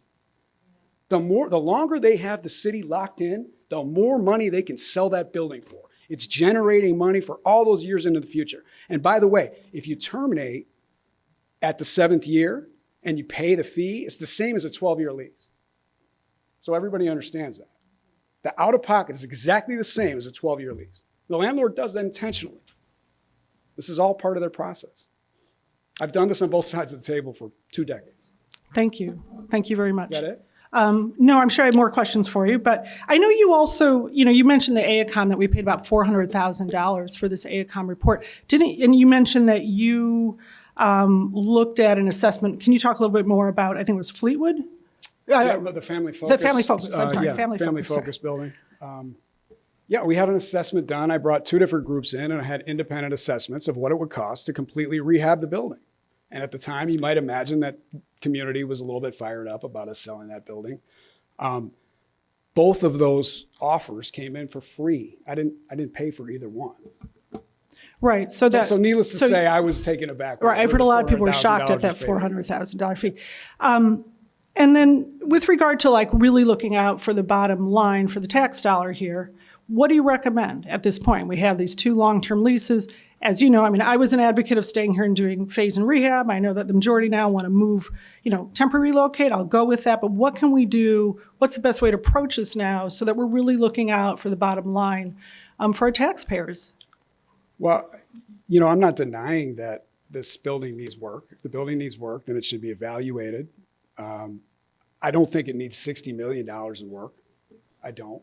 As a citizen, I think that it certainly needs to be brought up to ADA standard. There are other things that need to happen. But I think that the best move is probably to get a better understanding of the different possibilities that could be done with this building on a phase basis, as you pointed out. If the city were to move out on a temporary basis, it should be on a much shorter lease term that has the ability to renew. And there shouldn't be a lot of work done to the space wherever you move into. It should be take it as is and do some basic modifications. And then the rest of that money should go back toward rent abatement and reducing the rent for the space. Thank you very much. I appreciate that. Thank you. I really appreciate it. I'd also like to ask Nick Anderson a little bit about, with regard to an option to purchase. If you could, I know you own buildings, and if you could talk a little bit about that arrangement that you've made with option to purchase for your tenants. I think we need to understand that, because I think folks here think, we have first right of refusal, and that's fine. No, and if you could explain in a little more detail so that my colleagues, I'd like to see us, if you all are going to vote to continue with a long-term lease, at least we should, I feel very strongly, we should amend it to incorporate what Mr. Anderson is speaking to here with regard to a right to purchase with a specific number attached, I think first before we even lease. And are you still on, Nick? Yep. Okay, great. I think we need 2, an option to purchase before we move in, and then an option to purchase with specific numbers, year 1, year 2, or however. If you could walk us through a little bit how that could look, where we could really protect a little bit more, so it could be more of an investment as opposed to literally just burning up money here through rent. Thank you. Yeah, sure. And I think it kind of ties to what Ryan was saying earlier about the lease term is being driven by the build out costs. That without the ability for the city to exercise a purchase option and buy the building, that is really a cost versus if you were an owner of the building, it's an investment in your asset. And so I think that's why, considering adding a purchase option agreement in parallel to the lease might be a perfect win-win solution for both the city and the landlord here. It's extremely customary for this to happen. I'm negotiating a lease right now on a building that I own downtown with my tenant, and the tenant is getting a purchase option at different price points over different time periods. So again, it's almost like a pressure release valve because, say in the event that, the city wants to stay in the building forever, they move in and they actually love operating downtown and it becomes a better option for them. This is the only way to guarantee that is available to the city in the future, as opposed to effectively being extorted, right, by the landlord. Again, it's, to the mutual benefit of both parties here. City of Evanston will always be able to pay the most for this building, more than any private sector investor. So it would be good for the lender, and it's less risky for the city of Evanston. Thank you very much. And do you feel that this lease right now of 15 or 10 years is the best, as it stands, the best that the city can do? Nick? Okay, well, maybe he's gone. So, and I also want to... Sorry, oh, go ahead. It was muted. No, so again, I'm not a broker, right? So I think the only way you can get to what's the best is just to have options to compare them to. There's not a best perfect solution, but it's always relative to your option, right? Right, thank you. Okay. So I would concur. I think we should also have that brought back, whether we go with whichever resolution tonight, that we should insist on that option to purchase, at those various price points, depending at what point in the lease. Not just a right of first refusal. That means almost nothing. Again, that's just saying we'll match somebody else's. And, Red River from the New Jersey firm could bring someone in and say, put in this price. So I think that's why that is right. If I'm not mistaken, you negotiate that ahead of time. That's part of the lease package. So I ask that council members take this very seriously and insist on including that also, whichever way we go. I mean, I certainly hope we're going to go with considering the 5-year option to renew, consider sitting down with Rotary, our partners in this community who are such wonderful partners, who are tax exempt yet pay their property taxes. Like, at least sit down to the table with them. So, I also want to say this building has, even staff, this building, the neglect that's happened to our facilities is unacceptable. So rather than, we need to really stop and look at what's been going on, that our buildings have been so neglected. Even in staff's memo from January 22nd, when this was rushed through, staff references after decades of neglect, after decades of deferred maintenance, and I don't even blame necessarily previous councils for that, because as I understand, this information wasn't even brought to them to vote on. So we have a serious problem here at the city of Evanston that needs to be examined. We don't just let everything neglect for decades and decades and then suddenly say we have to throw $60 million in it, and additionally we have to go spend $40 million to lease a building with nothing to show for that. That's not an investment. That's just pure expenditure. When we need money for affordable housing, our sidewalk repairs are 10 years behind. There's something that's not working here. So I ask that everybody, I hope everybody will agree to at least bring back, I'm ready to acquiesce to the temporary relocation, but we need the numbers in front of us. We need to do this responsibly. That's all for now. Thank you. Councilmember Newsma.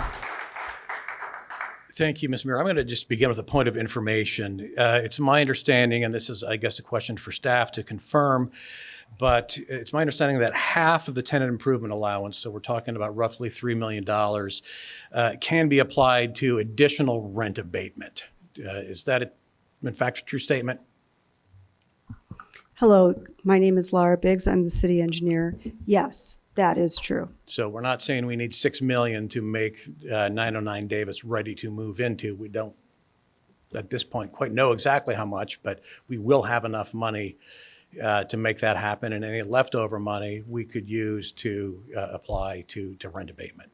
Yes. Okay. I'm curious if Mr. Fran was aware of this possibility.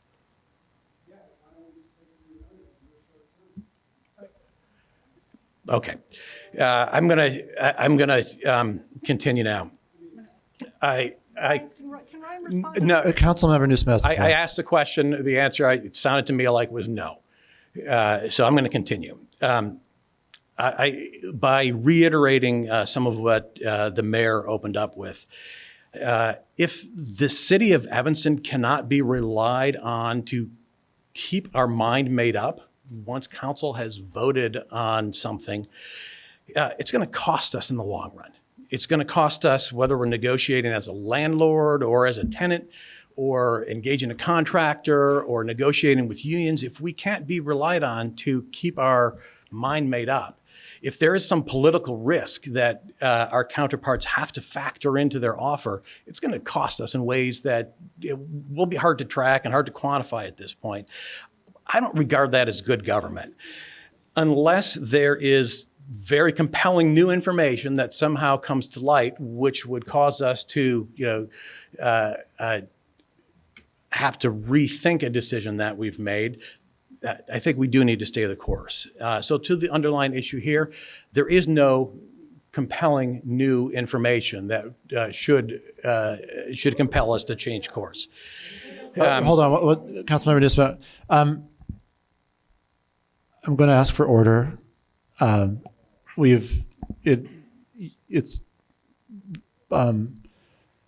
lovely to applaud for stuff you like. Trying to shout down people is antithetical to the robust discourse. Trying to shout down people is antithetical to the robust discourse that's been requested. And so I'm going to ask folks in the chamber to maintain decorum so that we can have an appropriate and productive debate. Councilmember Newsom. So thank you, Mr. Mayor. I'm convinced that the current Civic Center does not meet our needs. Even if it were in a perfect state of repair, it still doesn't meet our needs given the layout and the size of the building compared to our current needs. So I think we're making the right move to temporarily pursue some leased office space. Now, my ideal lease would be a month-to-month lease in a building that is move-in ready at half the market price. Right? That would be awesome. I live in the real world.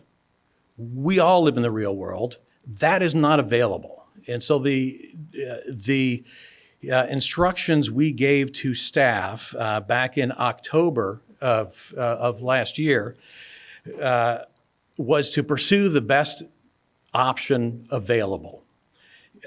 We did not say go out and find a 15-year lease. We said give us the best option available. So staff asked for shorter terms. And yeah, I'll let staff kind of speak to what the response was. But my understanding is that what you came back with was the best offer that was reasonably available. So there's some discussion about the Rotary building. If Rotary had a change of heart, that facility doesn't really meet our needs as we've currently stated anyway. So I want to set Rotary aside and focus on the 909 Davis building. And I did a deep dive into the numbers myself and came to the conclusion that the 10-year deal is not a better deal financially. Mr. Livingston, who chairs our Finance and Budget Committee, reviewed those numbers and came to the same conclusion. And that is the decision that this council made a month ago. So just real briefly, I want to run through why that 10-year lease is not a better option. Number one, under that lease, we get only half of the tenant improvement allowance, which means we'd have to come up with $2.5 million up front to do the move and make the build out. Or that's $2.5 million that we would not be able to apply as rent abatement. The rent is higher, and we only get 8 free months of rent as opposed to 16 with the current, with the 15-year lease. So yeah, from a cash flow perspective, the 10-year lease costs $3.5 million, or $3.3 million more this year, $800,000 more next year. And yes, it is totally true that in years 6 and 7, if we exercise our buyout clause, we will be spending significantly more money at that time. But even factoring in those expenses on a net present value basis, the 15-year lease does make sense. And let's not forget, we do have the option of subleasing that space, potentially even making money on it.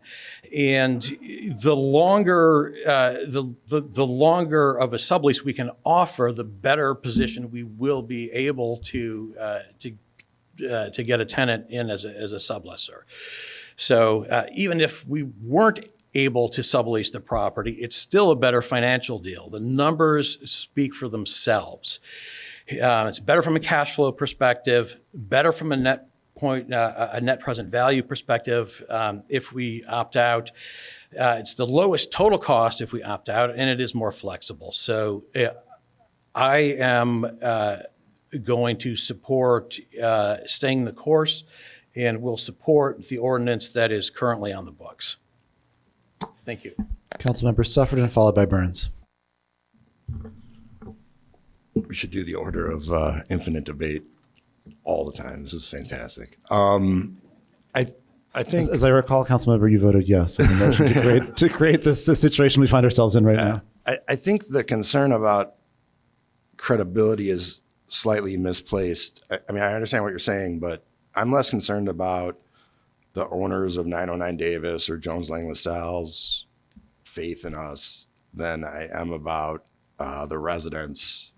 And I'm not like pandering to, I know you guys are hardcore Civic Center people, but the reality is, you know, right now, we're gonna ask people to participate in this Envision 2045 undertaking, and we're gonna try and assure them that their input will be valued and considered.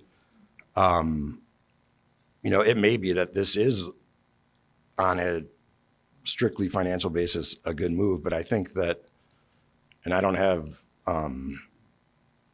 the same level of conspiratorial mindset that I think other people may have, but I don't think that the community is asking us to move as quickly as perhaps the owners of 909 Davis want. And I think also it's slightly,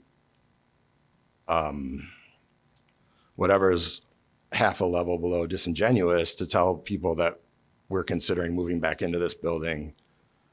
This is a short-term thing while we figure it out, when we haven't really demonstrated any sort of plan for that or constructing a new building or what comes next. We're just gonna move into a new facility and then figure it out, and kind of, you have to trust us. And like part of asking for that trust is demonstrating that we're worthy of it. And it's not just this council. I mean, you know, if we could go back in 2007, it would have been nice if the council would have taken into consideration what was requested, which was two parts. I mean, people said they wanted to stay here, and then people said they didn't want to pay for it. So, I mean, it's not a simple question, but I don't know, other than... And they got what they asked for.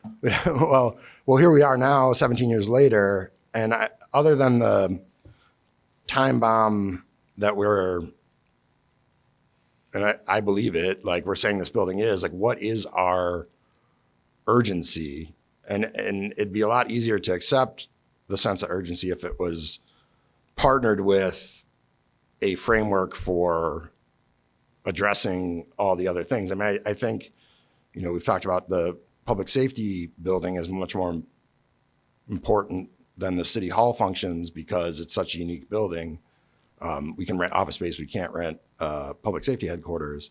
But I think a lot of the concern that's being expressed, and not just by the people in this room, but people who aren't necessarily all the time pay attention to this kind of thing, people, is, you know, you look at what's happening at District 65, or the perception that things are happening without due input and consideration for the long-term financial consequences. Some recent things are still fresh for a lot of people in my part of town. And then you combine that with the perception that we're rushing into a lease without a real plan, and we're asking people to trust us that it's a short-term bridge to a larger plan. It's hard to buy that if you're a resident without any sort of demonstration of what the next steps is. So I guess it's a question for staff or for the city manager or for anyone up here. If we did go forward, and also, the reality is, unless people are going to change their votes from last time, like Luke can go sign this lease right now. You can leave this meeting and do it. You're authorized to do it. But what is a demonstrated framework for moving forward after that? Or are we going to be 7 years down the road? And I don't think we're going to be 7 years down the road, but whoever's in these chairs in 7 years' time saying, gosh, we really should have gotten after that, but we didn't. We got distracted by other things. And now we're not going with the opt-out that was kind of like the plan. And so we're going to be here for 15 years and we don't really have a plan for the next 7. Like, what is the framework going forward if we execute the lease that was approved 2 meetings ago?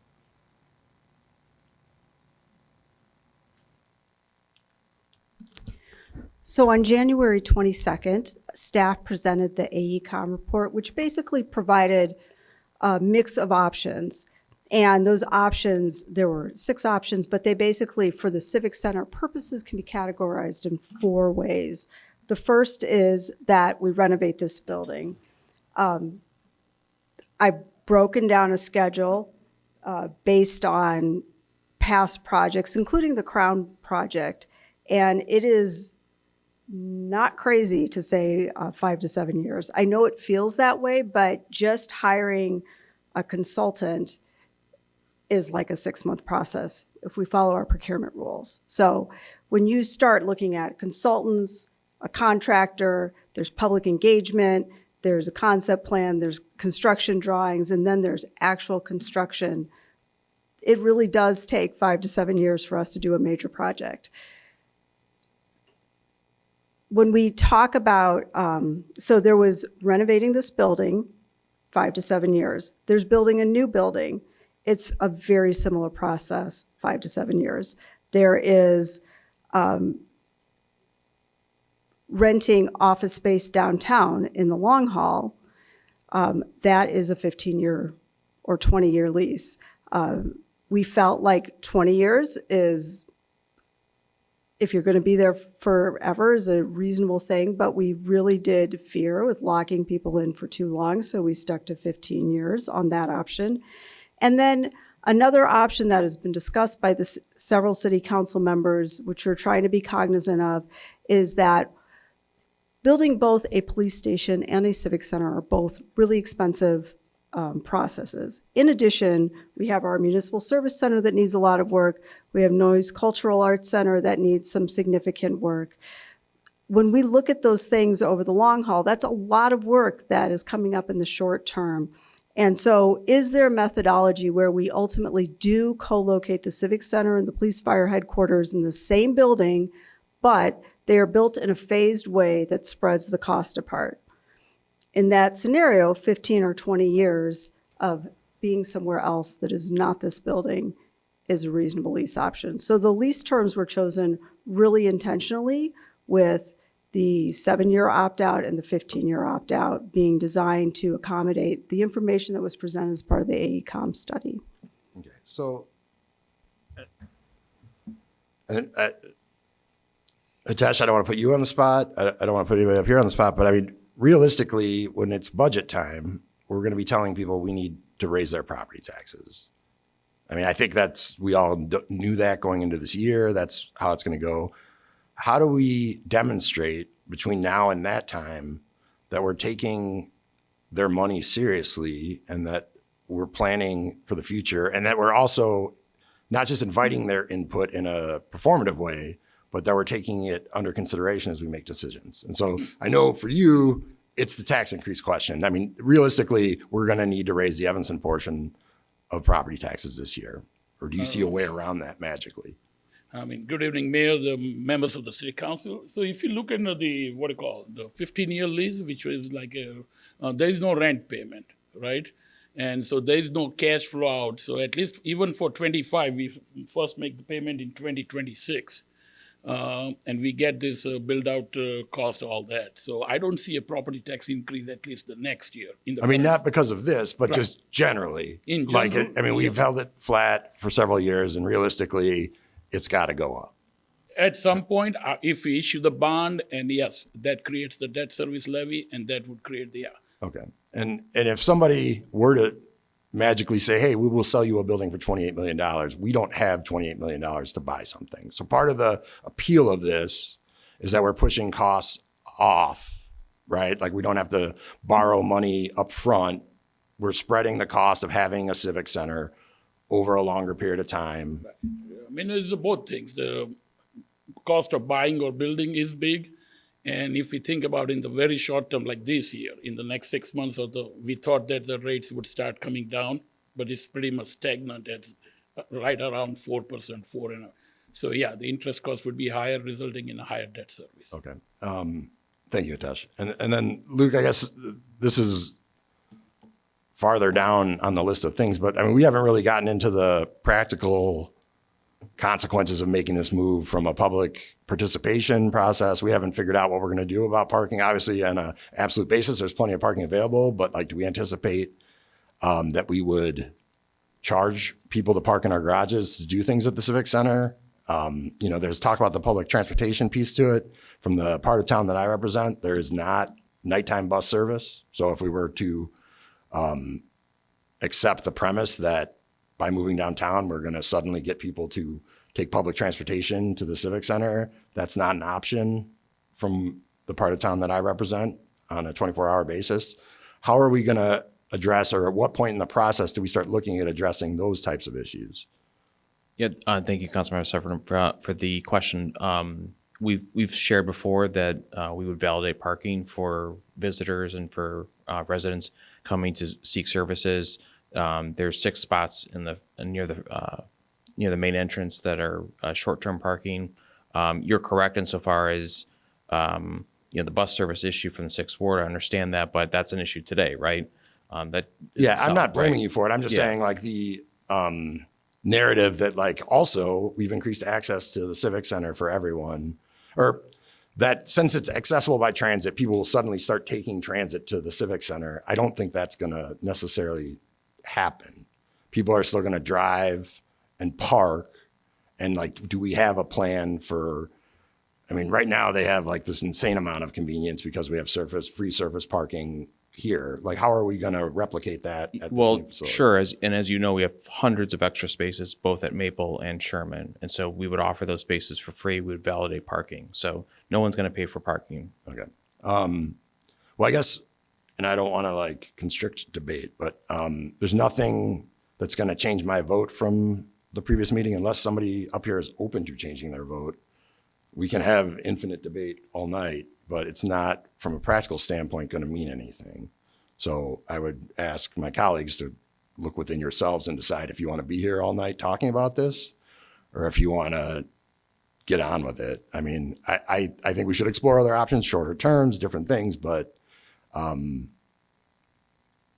without anybody changing their votes, it doesn't matter. So I'll just leave it at that. Councilmember Burns.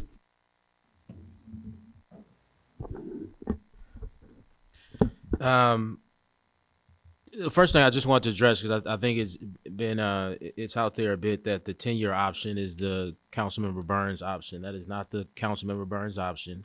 What I said, hopefully very clearly, is that I felt like we should have explored a 10-year, possibly even a 7-year, but certainly a 10-year option. We have now been able to get a 10-year option from the landlord. This particular option or proposal is not my proposal. It is the landlord's proposal. So the landlord was responding, I think, to this event tonight. And then our economic development manager, Paul Zalmazek, worked to get us, I believe, a 10-year option. And but this is the landlord's proposal, not Councilmember Burns' proposal. Second, I think it's important, and this has some similarities to another topic that I'll address during Call Awards, but it's similar in that the question here is whether or not we are getting a recommendation from staff to leave this building now as opposed to later. And my understanding is that the recommendation, because of the condition of the building, the present condition of the building, is that we should leave now. And then that's what set into motion, at least for me, everything else. Right. So if I didn't believe we needed to leave now, and I wasn't kind of convinced by what I heard from staff, I would say let's just stay where we are. Right. Go through the community engagement process, which we haven't gone through, that I wish we would have gone through already. And I've been a steady advocate, both in closed session meetings and in open and public, that we should have started that process by now. But that's the question. And so I don't know if we have staff here that can speak to that. But again, to me, the first decision point comes there is whether or not we believe that we need to move out now. And if so, why? And I think it's important now that we're revisiting this, that the public who is observing this meeting have an opportunity to have that question answered directly. Thank you, Councilmember Burns. So this building has a number of building systems that are in very poor condition. And the first and primary of that is the HVAC system, which we have looked at. We've had some critical failures and have been able to jury rig repairs to be able to keep this building in operation. But one of the biggest challenges with the HVAC system is actually even in just the distribution piping around the building is in really poor condition. And following on to that, the electrical system is also not great. It's not up to building code standards. The distribution around the building is undersized. We struggle to operate as a modern office building because of power constraints in this building. It does not support our current level of technology very easily. The exterior of the building has a number of challenges. We experienced over the last few years situations with water coming into the building through failed downspouts and gutter systems. We have repaired that. However, in the process, we discovered there was a section of wall that was bowing out and needed to basically be completely rebuilt on the fourth floor.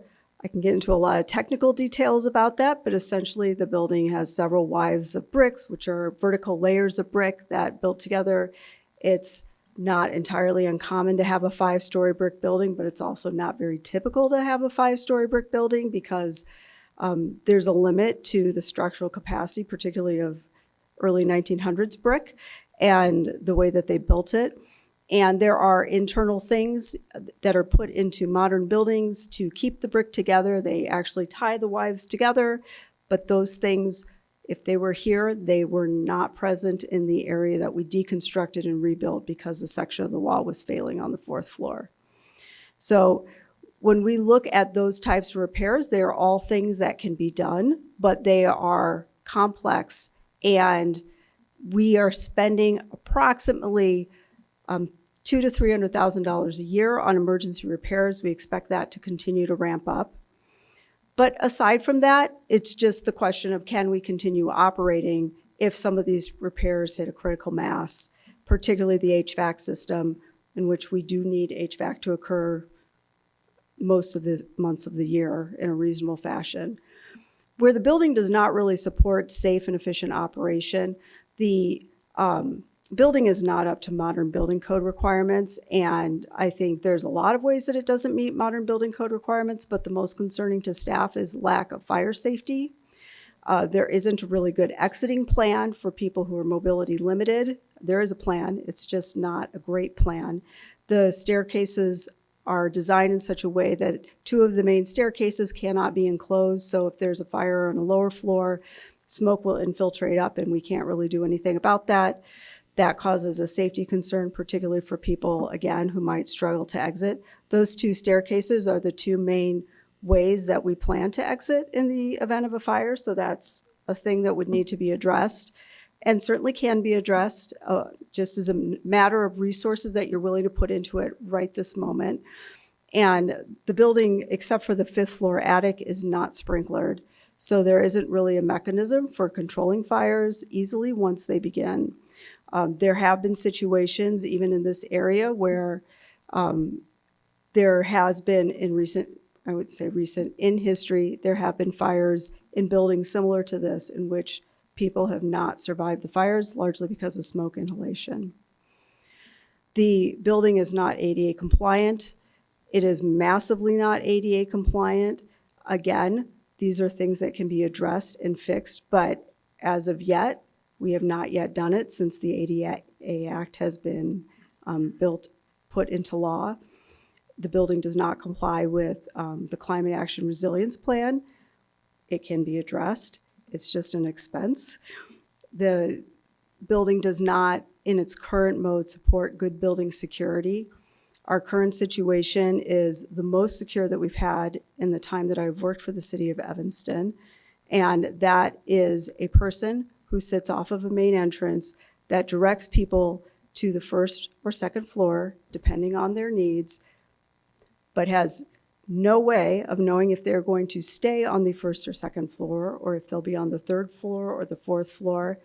In the event that there is a challenge, we do have a security guard in the building, which is helpful, but it is, again, it's not an ideal situation the way we are currently set up. And the building just, when we look at how we implement better security, we are actually tremendously limited by restrooms and where restrooms are located. That is another way in which we don't meet building code requirements, but basically it doesn't really allow us to isolate sections of the building because then we further violate building codes by not having access to restrooms.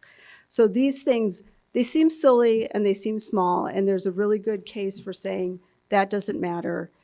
We can fix that, we can fix that, we can fix that, and that is all true. But on the whole, the building is not supporting a safe and efficient operation. I'll also add that I do very much understand the concerns about this building in the long term and sustainability issues. But currently, based on the AECOM study, this building's over 100,000 square feet. It's around 110,000 square feet. We need approximately 63,000 square feet if this building were designed without extra wide hallways and oddly shaped rooms and various other things. That is 40,000 square feet that we condition and heat and operate and maintain and pay for every single day in the energy we spend. The staff that clean it, run the custodial contract, that is not necessarily the best sustainable answer to have 40,000 extra square feet, which is approximately a third of the building.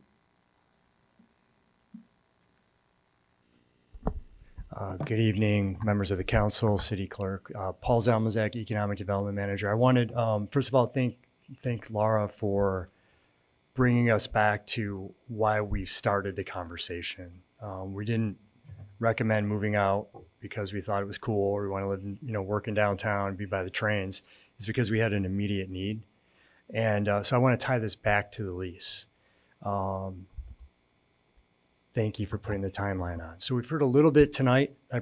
Yeah, Paul, because I want to stay on this thread a bit. Okay. So before you do that, and I don't know who the right person is to answer this question, but if we can tie all of that to how it impacts human beings, people, I'd like to go over a few of those examples.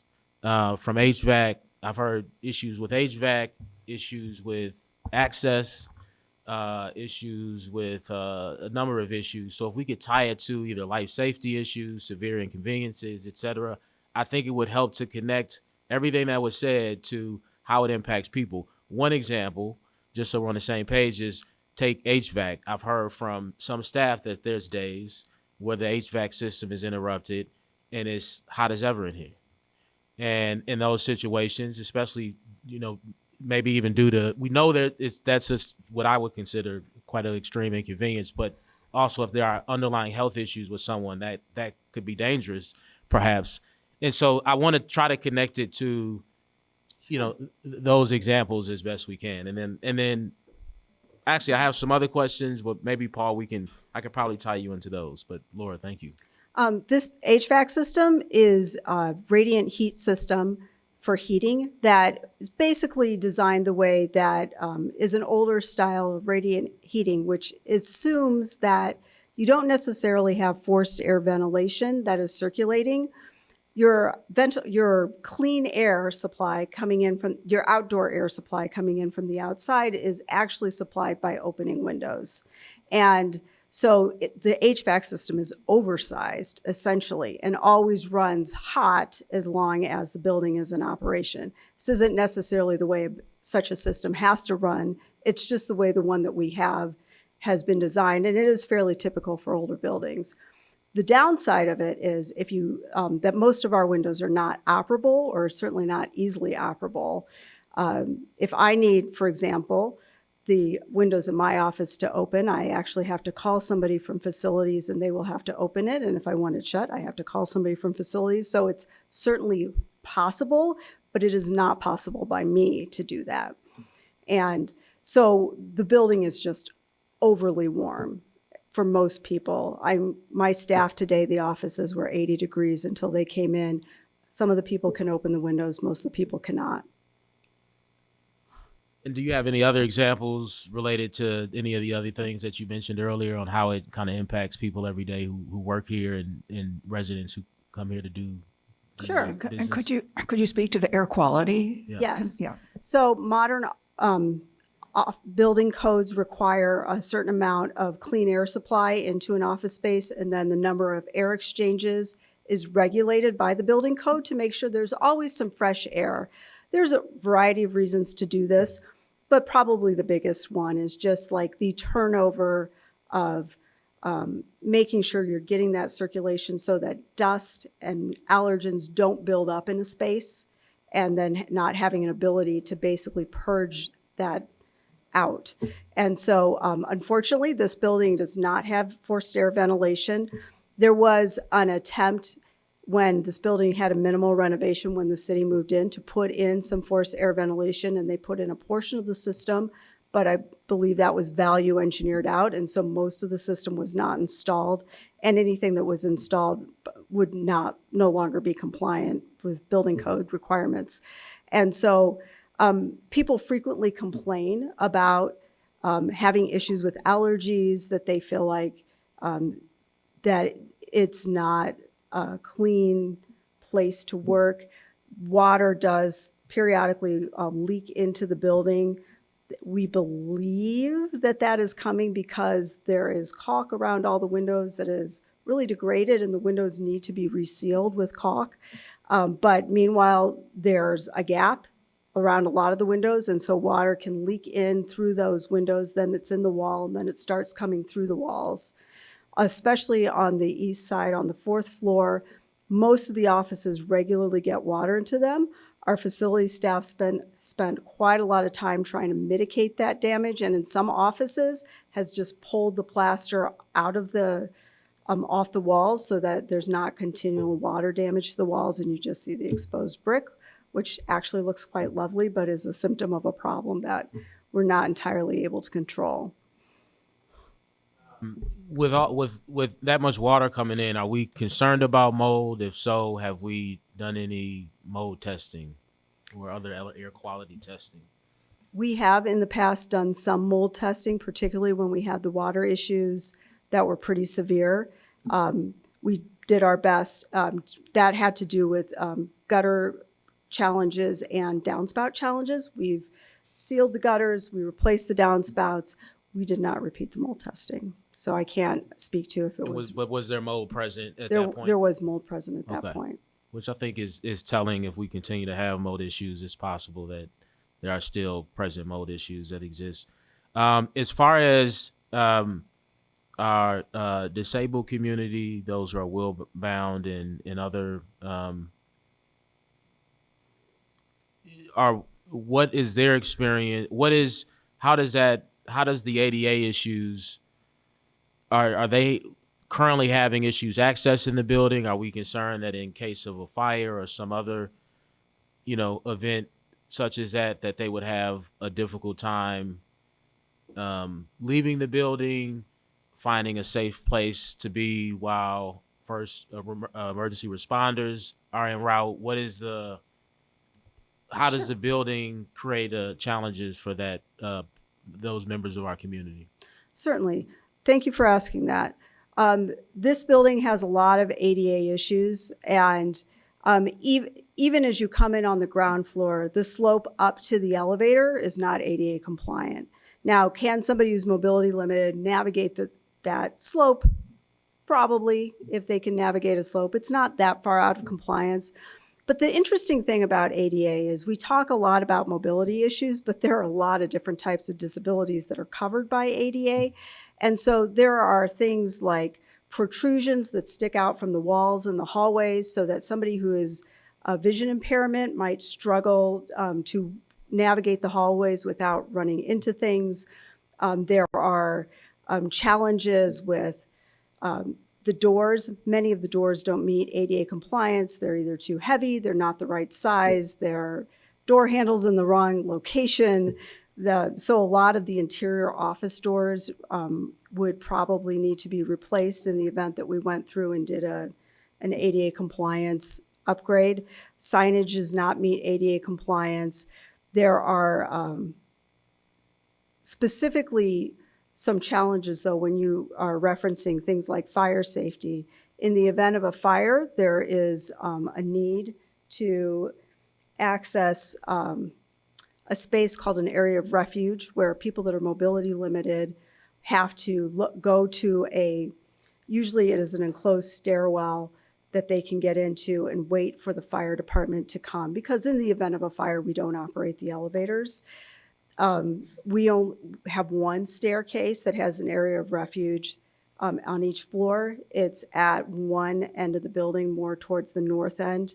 And unfortunately, people at the south end will have to navigate past open staircases that smoke can percolate up through in order to access the area of refuge. On the first floor, the area of refuge is not easily accessed because of security precautions that we take. And last question on this thread, and then I'll wrap up with just another quick question. Are there any other fire safety related concerns related to the building? Is there any other shortcoming in the building that would make it difficult to respond to a fire, get people out during a fire? Again, I'm trying to really emphasize the life safety kind of concerns to people who are in the building. I mean, the single biggest concern with any fire safety is the lack of fire sprinkling. That is definitely that, and the ability to enclose the stairwells are like the two things that are really key in controlling a fire in a commercial building. And only the 5th floor is sprinkled currently, which is where we have document storage. Okay, that's all I have for now for Laura. And then Paul.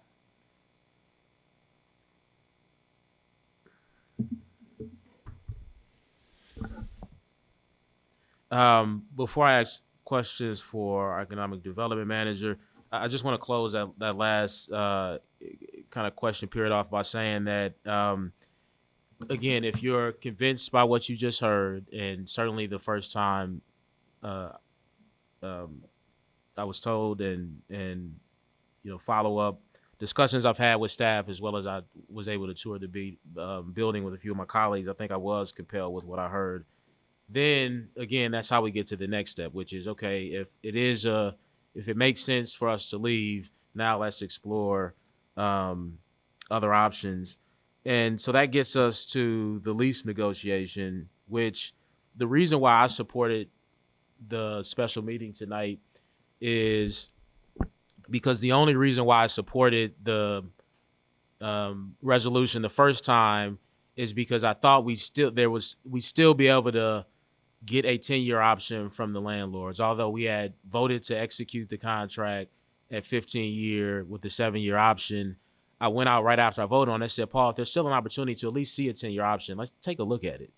And I thought the landlords, again, being in this type of environment for office space, would gladly share what they now have eventually shared, but they didn't. We just got it for reasons that maybe Paul can go into, and it may be speculative and not worth going into. But we do know that we now have a 10-year option. We didn't get it before we voted on the resolution, nor after, and that's why I supported reconsidering this in this way. I did not come to this decision lightly.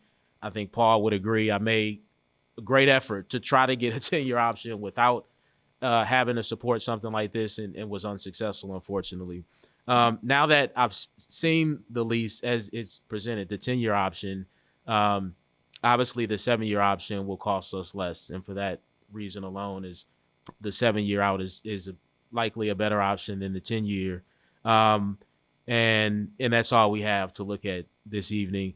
I understand that the Rotary, their representatives, their real estate representatives, have now said that they have new terms they'd like us to look at. I say new terms because our economic development manager has told us that they did participate in the negotiations initially. They provided terms that were not the terms that are supposedly being offered now. If I were them, especially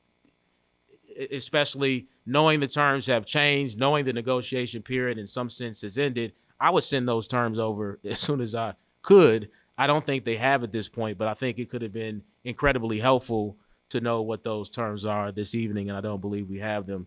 But going back to the lease, I do think if there was room for improvement, and I've said that I don't think this was on staff, I think it was on us. I think we said too much at the last meeting, and I think even though most of us walked in being a little bit uncomfortable with 15 years, we didn't pursue the option of continuing the negotiation, which when I talked to Paul and our representative from JLL before the meeting, they made it seem, and I believe Paul, you would still say that we had an option to continue negotiating. So I came in thinking, okay, great. There's still some room here. And so with that in mind, I'm curious, I want to make sure I'm clear on that, Paul, but how did you, when we voted on the resolution, did you feel like the negotiation, before we voted on it, did you feel like the negotiation was closed? Was there room to go back and continue the negotiation? And then also, prior to that meeting, I'm trying to find the word, but how rigorous, I guess, or did you feel the negotiation was prior to that? Do you feel like, okay, we pushed back as hard as we could and we felt really good with what we got because of it? Or did you feel like there was still some room to negotiate if you received direction to do that from council? All right. Thank you, Councilmember Burns. So ask the second question again in case I forget it, right? Oh, wow. Right. You're testing my memory right now as I try to hold it all together. You can't even remember. The order, at least. Right. Going back to the 22nd, we came in, remember, we came here asking for your authority to negotiate and execute a lease. At that point, all we had done is presented deal terms, term sheet, a letter of intent, whatever you want to call it. We let me say this as well. I am not an expert in commercial office leases. Therefore, we hired one of the world's best organizations, JLL, to do that on our behalf. So yes, they worked very hard on our behalf to come up with the best terms. Now, on that day, we brought to you those deal terms. If we had terminated the conversation and simply said, staff, please go back and find a lease term that's less than 15 and said nothing else, that would have sent the message and the threat that we're serious and we're not going to, that we're still negotiating. But we were directed at the end of that meeting to try to get something less than 15, but to proceed kind of as is. And we have Zoom. The landlord participated. And you asked the question earlier about the process around the 10-year lease. We pushed hard, and immediately after the meeting, and they watched the session. They knew the direction the council was heading, and they were reluctant to even change the terms.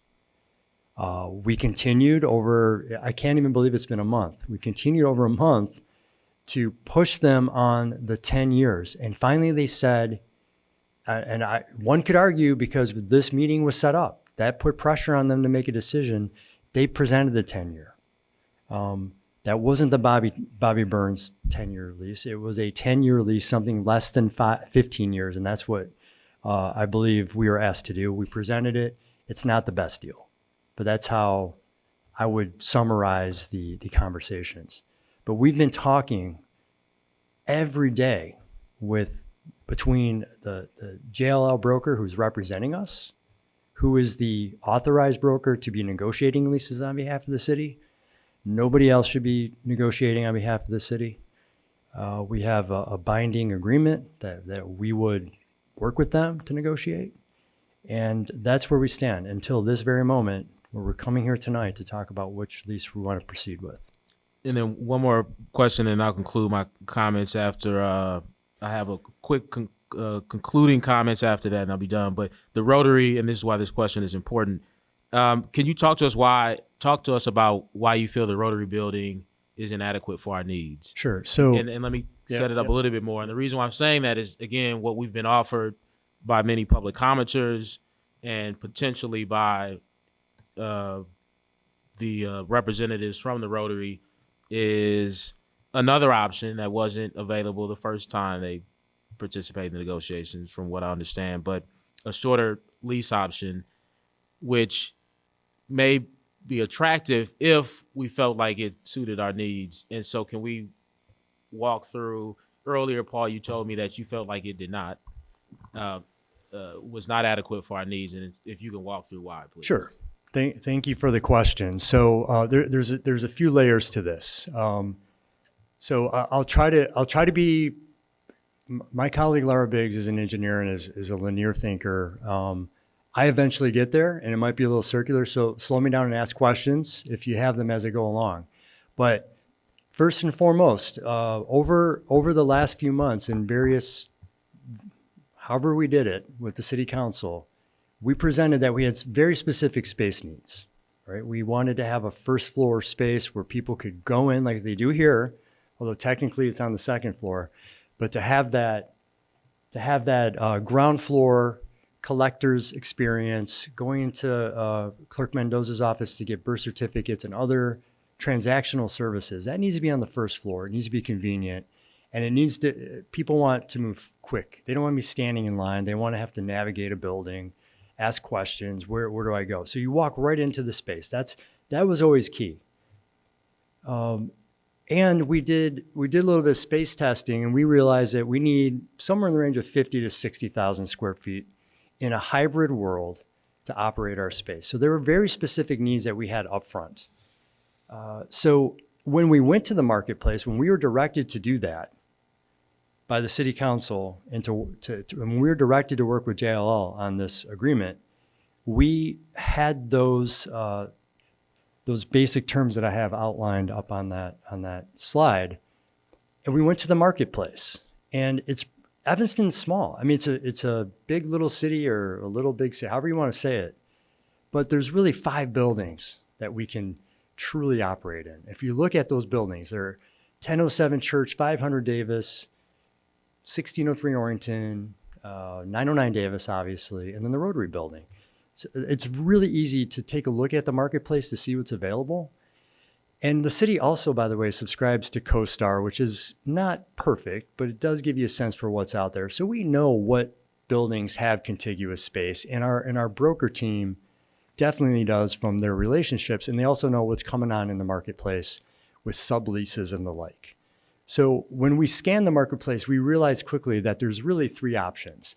And that actually is a good thing for Evanston. That means that despite the fact that we're in this, whatever world we're in right now, I don't know if it's post-COVID or what it is, but we're still performing much better than the suburban market as a whole. We're at about an 11% vacancy rate last time I checked. The market as a whole, you've probably seen articles in Crane or Tribune. It's around 30%. We've always done better than the market. We are a desirable place to do business. And I know we hear a lot from businesses in town, but this is a place that people want to invest, and they are doing it. And that's evidence in that data point. So we have the 3 buildings. We submitted, and we shared these with you. I mean, it's public, but we submitted the RFPs seeking 5-year terms and 15. Okay, 15 is a kind of standard lease term for a large corporate headquarters kind of office space. That's what this is. This is the Evanston headquarters. This is not a all-state insurance lease or a little storefront lease. It is a significant project that will get attention. And for what it's worth, in the real estate world, this will get some attention. This is a significant lease if the council moves forward with it. But as stated on the slide, we need 50 to 60,000 feet, and that's a little tight for us. But with modern space workspaces and the hybrid model, it'll work. So something that's very important that has not been stated tonight is we did submit an RFP to Steve Holmberg of Cushman. And I want to be careful here because, as Councilmember Kelly said, Rotary is our partner in town, okay?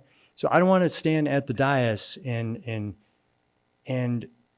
browbeat people that we need to be working with. Like, I need to be able to help them attract companies to lease their space.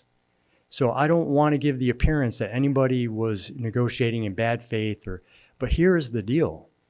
We went to the marketplace and said what we needed. One company returned a proposal with a 5-year option that was 1603 Orrington.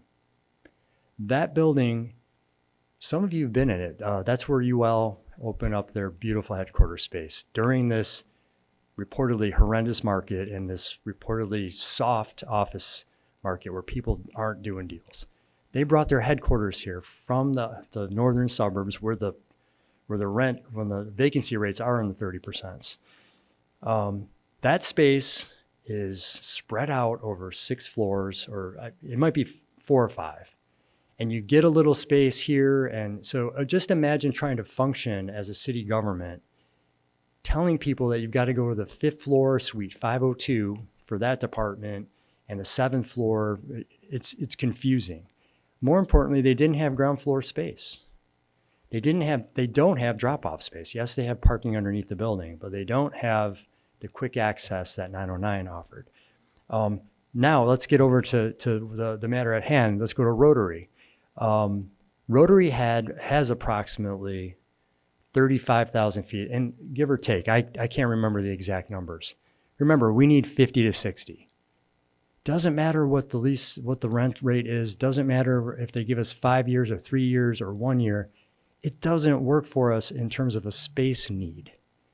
Okay, and something I was going to bring up earlier, as it related to Ms. Biggs' description of all of the needs that we have, we were able to negotiate with 909 the 7-year opt-out, which, yes, it's unheard of to have a penalty on an opt-out, but what's really unheard of is a landlord granting an opt-out on a lease, period.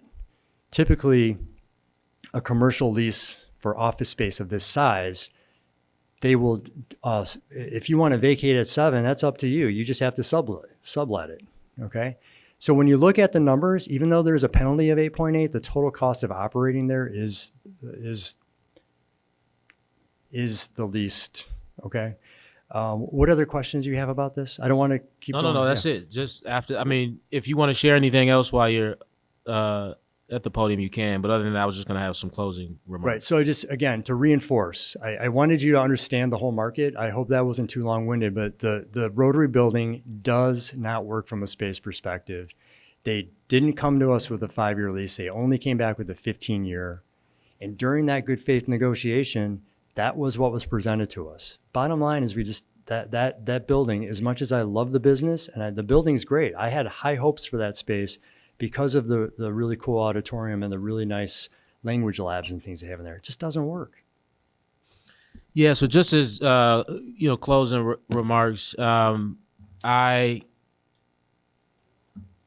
understanding that the other spaces. So Paul walked us through information that I think should be very helpful, in that there was an RFP process. So there was a process where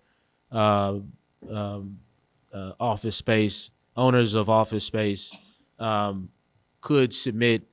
And they could submit 5, they could submit 10. If I were them, I'm sure I would also assume that I could say 7 too, or 8, because you gave such a range. You said 5 or 15. I may come back if I'm an owner of office space and say, look, I got 8 for you, or 10, or 9. So that did present some opportunity for us, for landlords, to provide some variation between that range. And it sounds like, based on what we got back, most of those places, even the ones that offered shorter leases, would not accommodate us in our needs. And so that really leaves, well, could we have gotten more concessions, favorable concessions? We got even more favorable, I'll say, concessions, because they did make concessions from the owners at 909. I think perhaps if we would have done as you suggested, which hopefully we'll probably never be in this situation again, but maybe there's similar scenarios where we can learn from this and show a bit more restraint and not give our hand away so quickly, because I do believe still today that there is an opportunity to go back to the table with 909, maybe get a straight 7-year that would have been better, maybe get something in between that would have been, maybe a 10-year with more rent abatement. So I do think there was some room there to negotiate, and I'm convinced of that. And I'll reiterate one last time, because of the conversation I had with Paul and the rep from JLL right before that meeting, that there was an opportunity to continue negotiation. But I think because of where we are, I don't think we're in the best position. I do think this 10-year option was a good faith effort by them to try to give us what they thought we needed. But because we gave up that leverage in a way that I cautioned us actually against at that meeting, I think we've missed the opportunity to try to get as much as we can out of this deal. And, because of that, I think of, I want to hear comments from my colleagues, but, I think we have really one option at this point. And that's all. Thank you. Councilmember Nguyen. Thank you, Mr. Mayor. I feel like I've been sent back in time to when there were no time limits. So you all, this is what it used to be like. You had no idea when someone was going to stop talking. So I'm not going to take a very long time. My vote hasn't changed.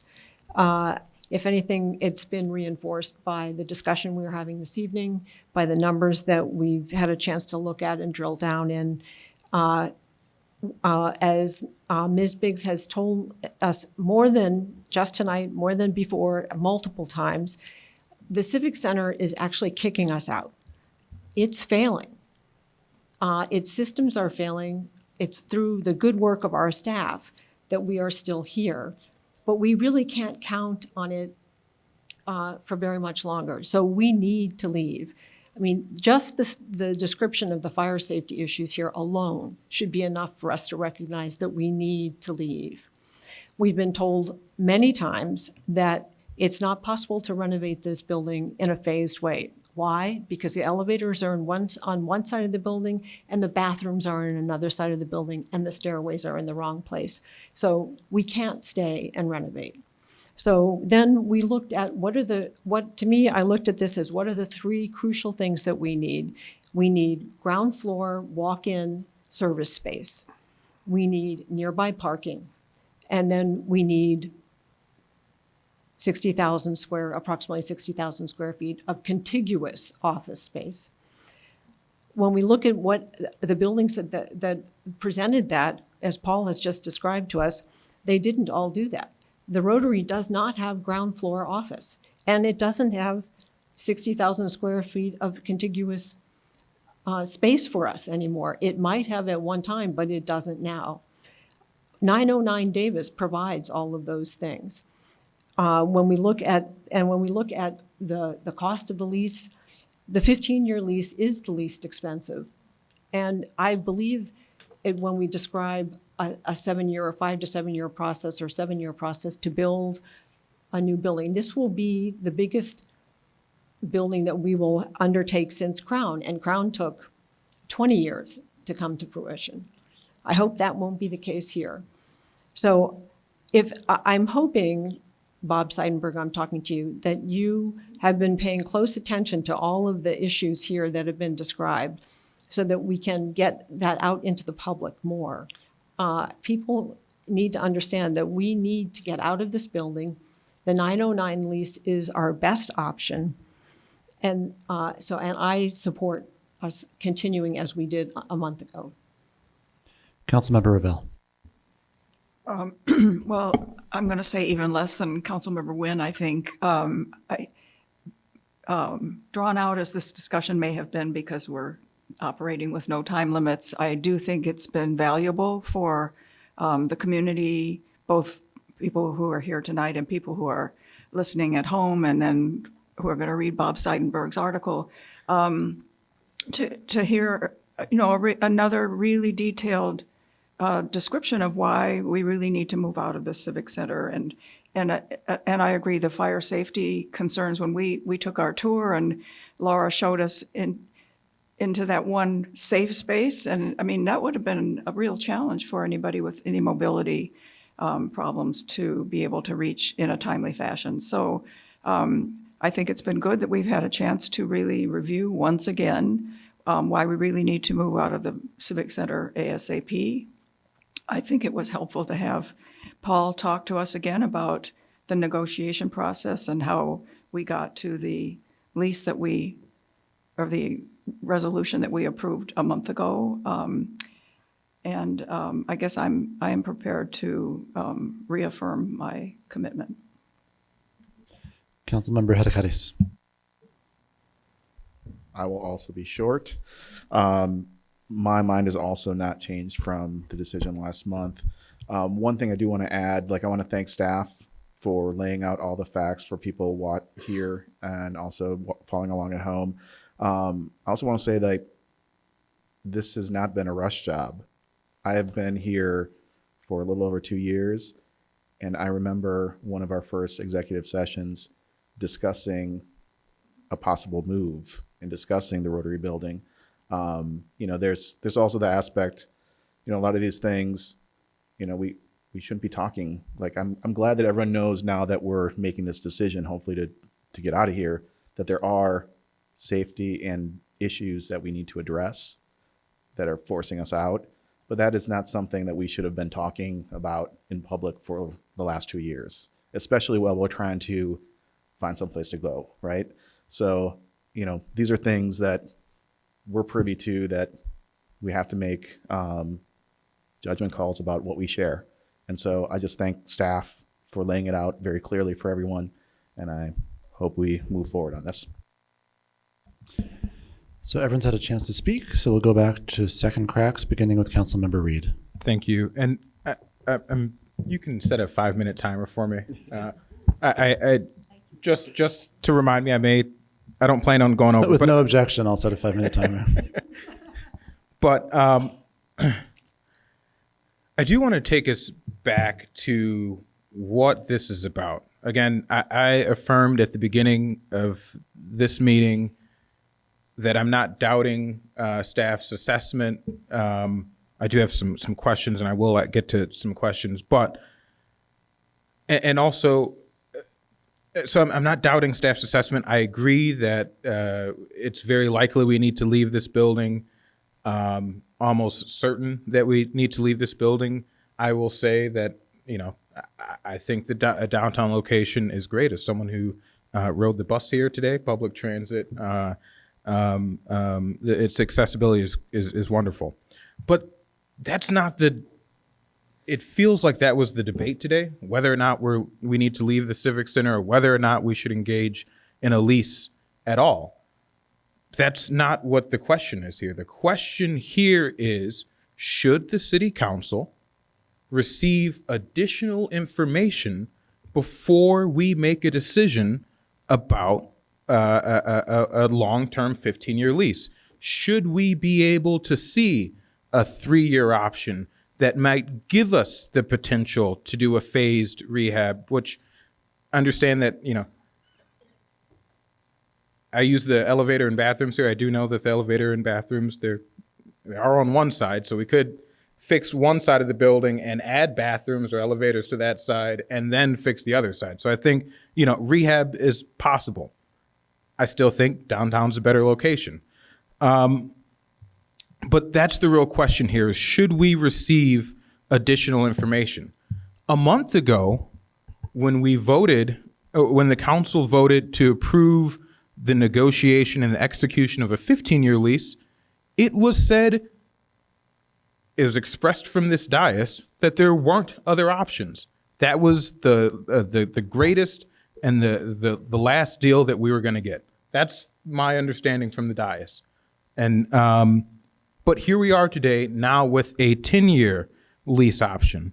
And so that's new information. It's something to compare to. I do want to, I want to frame that. I also want to say that we also don't know, the current proposal does not allow us to have an option to purchase the building, whether you want to call it a right of first refusal or whatever other term was used. That option isn't within the current lease. I think those are important provisions to have within the lease to protect the investment that the taxpayers are going to be making in this New Jersey business. So I do have a few questions that I want to get to. And I think Laura Ms. Biggs might be the best person to answer those questions. So I heard a number from public comment, 6 million. I believe my recollection was 8 or 9 million for the build out of the new space at 909 Davis. What is the correct number? The tenant improvement credit is for $5.9 million. Okay, $5.9 million. And so do we know how those funds are going to be spent?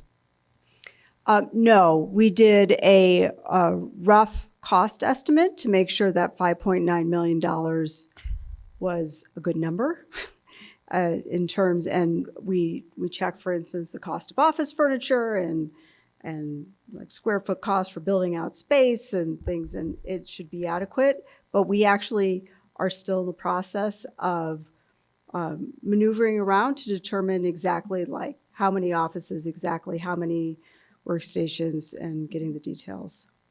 Thank you. I would say that I hear the gentleman who shared that maybe those are understandings that we should have before we go out, because I think it would have helped us determine whether or not potentially the Rotary building with its 30, whatever it is, 1,000 square feet, if there's a shared auditorium, as I heard, that we could use for the council chambers, and that shaves off 2,000, and we find other ways to save space that can get us down, 10,000 or so square feet.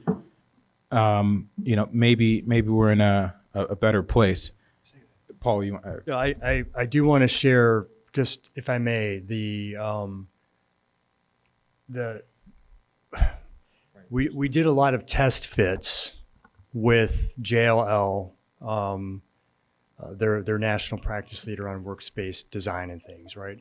So just to be clear, the Rotary space left us on a really conservative basis, left us 36 workstations and like 18 offices short. It's like 25, 30% of that's a lot of space, right? That's like 25% of the staff that's going over there wouldn't fit. I just want to make sure that we say that. Okay. I don't know if that's helpful. Yeah, no, Okay. No, I get it. And again, I'm thinking we could be creative about this. Maybe we, as we know, because the market is changing, we have more people working remote. So maybe we implement a remote policy that will allow us to shift staff around. I'm not looking on that particular point to get into the details, unless there's something. Go ahead. also say that there are some things that we don't have that we would love to have. I will give you an example. Since we have a lot of hybrid meetings now, many of our meeting spaces are not really set up for hybrid work environment. They don't have the appropriate AV, and our facilities staff has been, and our IT staff have been working together to like slowly convert some of those.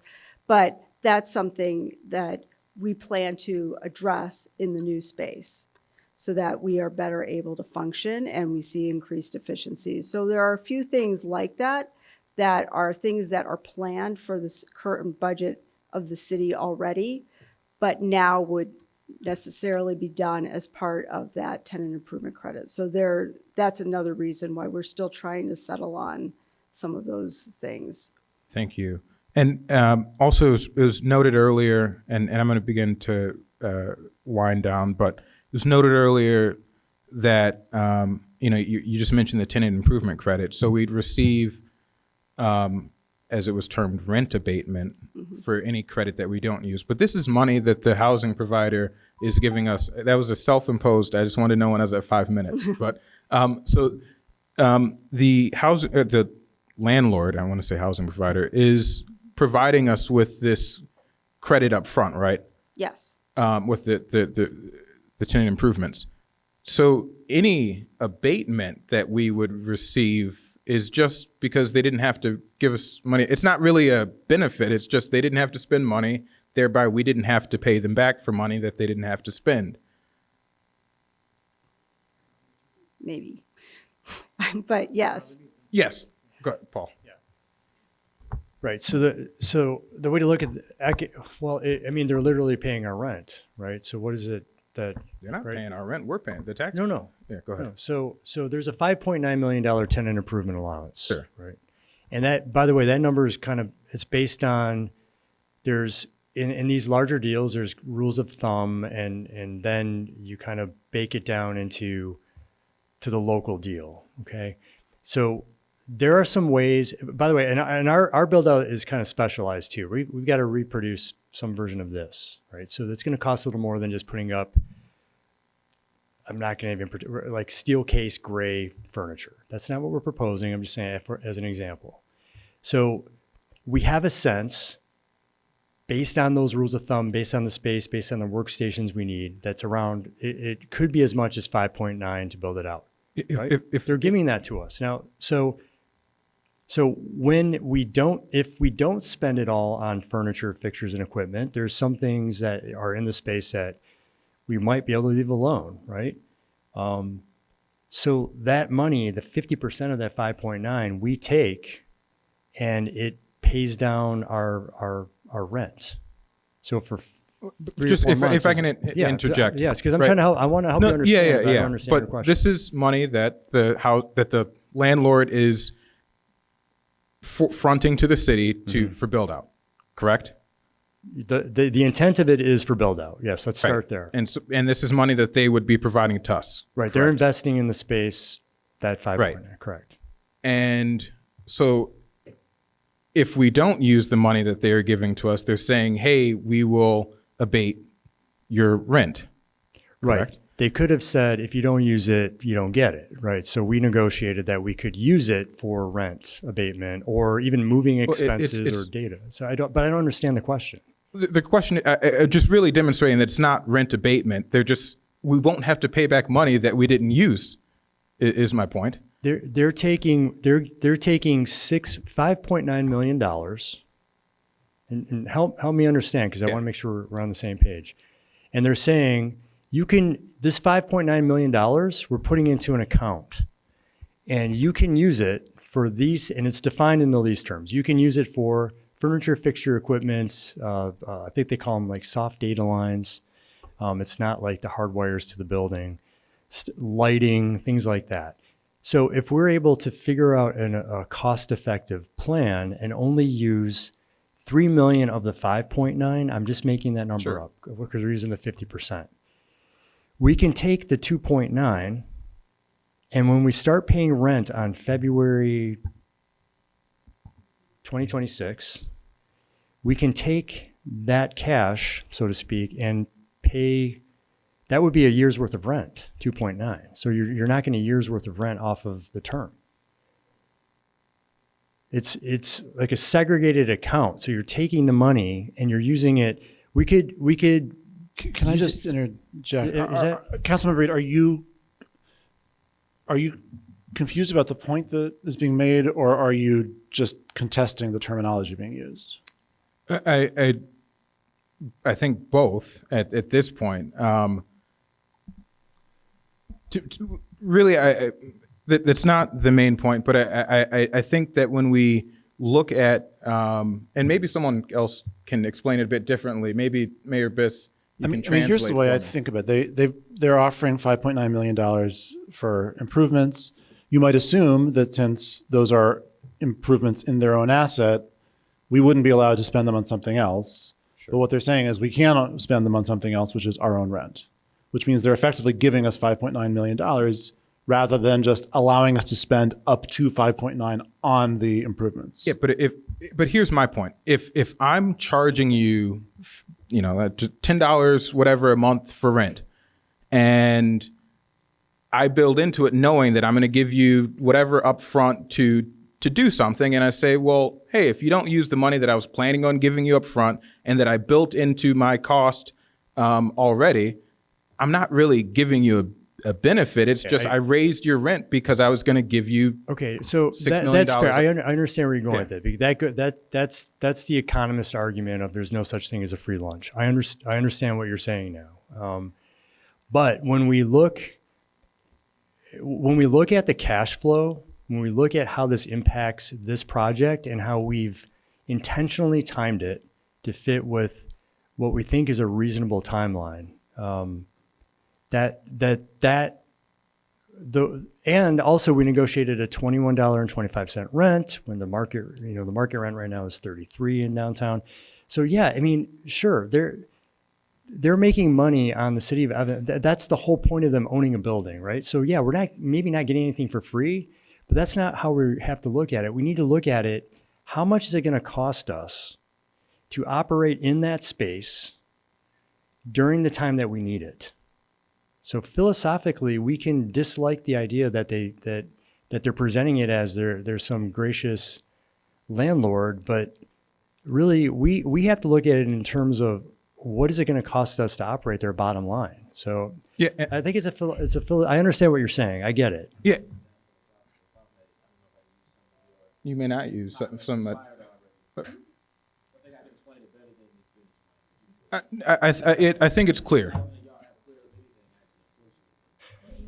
It's clear that the so-called benefit is not. To me, it's clear that the so-called benefit is not really a benefit because the city of Evanston, our taxpayers, are on the hook for it either way. So we're paying for these improvements. Yes, we are delaying the payment for these improvements, but it's all coming out of our pocket. They're not giving us anything for free.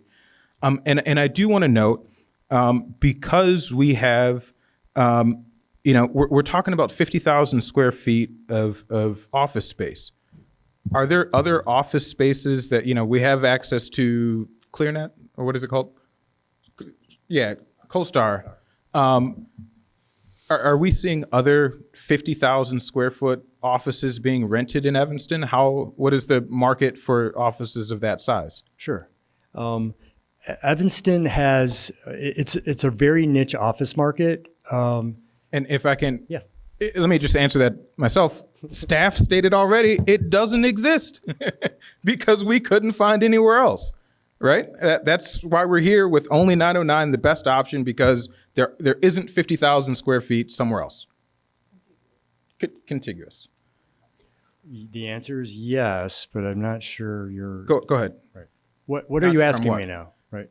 My thing is if it doesn't exist in the market now, and it seems like, and maybe finish the question, which is how often are we seeing that much office space being rented together? Okay, so I'm going to answer it, but just please let me answer it the way I need to answer it. So, setting the tone quickly, Evanston is a marketplace of small office space, right? There's larger offices, by the way, 909 Davis was a headquarters for a publishing company, and they've shrunk down over 20. Again, Councilmember Wynn was here when they started, but they've shrunk down. So that was their headquarters space. And what happens is usually it's smaller companies with maybe 25 to 30 staff, and multiply 25 times 500 square feet, kind of rule of, or 250 to 500 square feet rule of thumb for staff person. You get small 5 to 10,000 square foot operators in Evanston. So big contiguous spaces are not very common in Evanston. I'll grant you that. UL was able to put that together. They cobbled space together. I think the landlord moved people around in the building. So that, I mean, that is the essence. That's how it is, right? Thank you for that. Is there part of the question that I missed? No. But my concern is that we are going to have difficulty finding someone to sublet Right. So yeah, let me finish that line of thinking. So that's a possibility. None of us can predict what's going to happen, and we won't get into cliches about crystal balls and the like. But the one of the disadvantages that we have from a negotiating standpoint at 909 is that much of that space that we're taking is a sublease from the publishing company. They still have 3 years left on it. Now they'll be wiped out when we take the space, but the landlord can continue to sit back and collect rent for 3 more years if we decide not to take this lease, right? And they can go to the marketplace and try to find a 30,000 square foot user for the third floor, or they can break that up into the smaller spaces that I described, and you have whatever 30,000 divided by 4 is, and you get 4 smaller companies. So we're not really, in terms of like, we just don't have that leverage. And when the time comes for us to sublease, we could hopefully find somebody to take the whole space because you don't want to be stuck with the extra cost, but we could also negotiate with the landlord to break the spaces up. So that's how I would answer that. Thank you for that. Yeah. And then did the timeline that we have, and it's gone from the screen, but did that include an estimate? I don't recall seeing, what if there's environmental remediation needed at the site? Did we include, and Paul, in the 8th Ward, we have spent about an extra year just trying to get letters from the EPA for no further remediation. And so assuming that, we're pushing back all of the timelines to their maximums, and then we get hit with something unexpected like, needing remediation at the site or something else that could come up, and we hit year 8 when we're done with the building, we're still stuck in that lease for several years. And so that is why while the upfront cost is higher in the 10-year lease, the overall liability for taxpayers is significantly reduced in the 10-year lease, in the instance that it would take us 8 years to build, or that we can't find someone to sublet. This deal reduces the liability significantly for us. I'll close here because the real question, and what I'm really asking my colleagues to support, is not a question of, I'm not questioning it, maybe others who are supporting this are. I'm not questioning staff's determination here. What I am questioning, and I understand why some folks left and got frustrated, because I do think that when we make these arguments, such as the city's credibility, that honestly just can't be quantified, it gets frustrating to hear arguments like that. But the main question here is, should the city council have additional information as we are making this critical decision that could put the taxpayers on the hook for tens of millions of dollars in payments that we may not need to make? And so if you think it worthy just to have additional information, support this. Support the resolution. Let's get some additional information. as was pointed out in public comment, as I'm sure the landlord would say, having the city of Evanston as a tenant especially a long-term tenant, is a net benefit to them. I don't think they're going to walk away from this deal if we just take a few more weeks to get additional information. And we have done this in the past where we have, yes, Councilmember Hedekaris, we have been talking about this for some time, but it is new to the public. We have in the past rushed decisions once it was made public and not had the full information, and we've made missteps.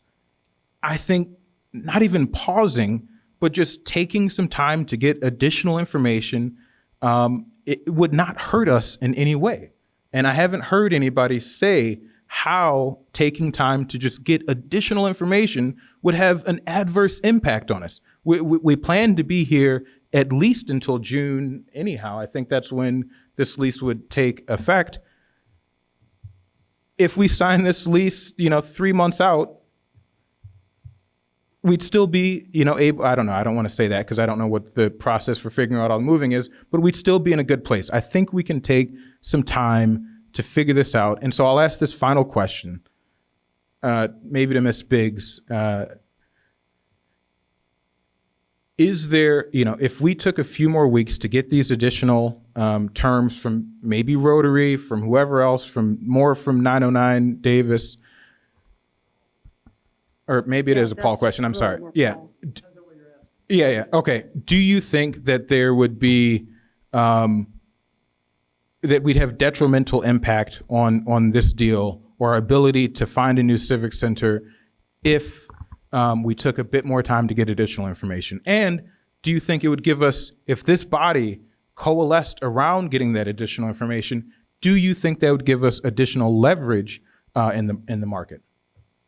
All right, this is one of those questions where I want to be collaborative, but I'm not going to be. I think it would literally kill the deal.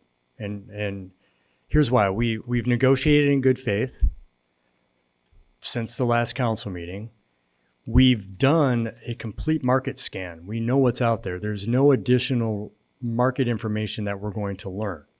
So it depends on what additional information you're trying to seek. If it's market information, we've done our work.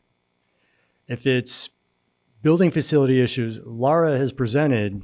I think this is probably the 6th time I've heard that presentation from Laura tonight, and it's really impactful. I don't know what additional information we could gather, and I'm not trying to be trite about it. I just want you to know I don't understand.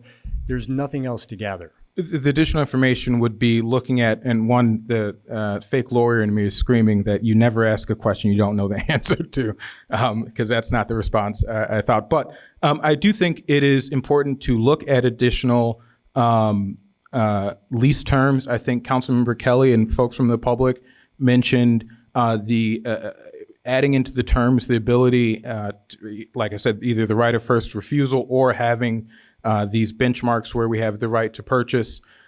I think that's critical. And I think that helps reduce the liability that taxpayers may be exposed to and helps us get a better deal. Can I have a minute to respond to some? Okay, so specifically, the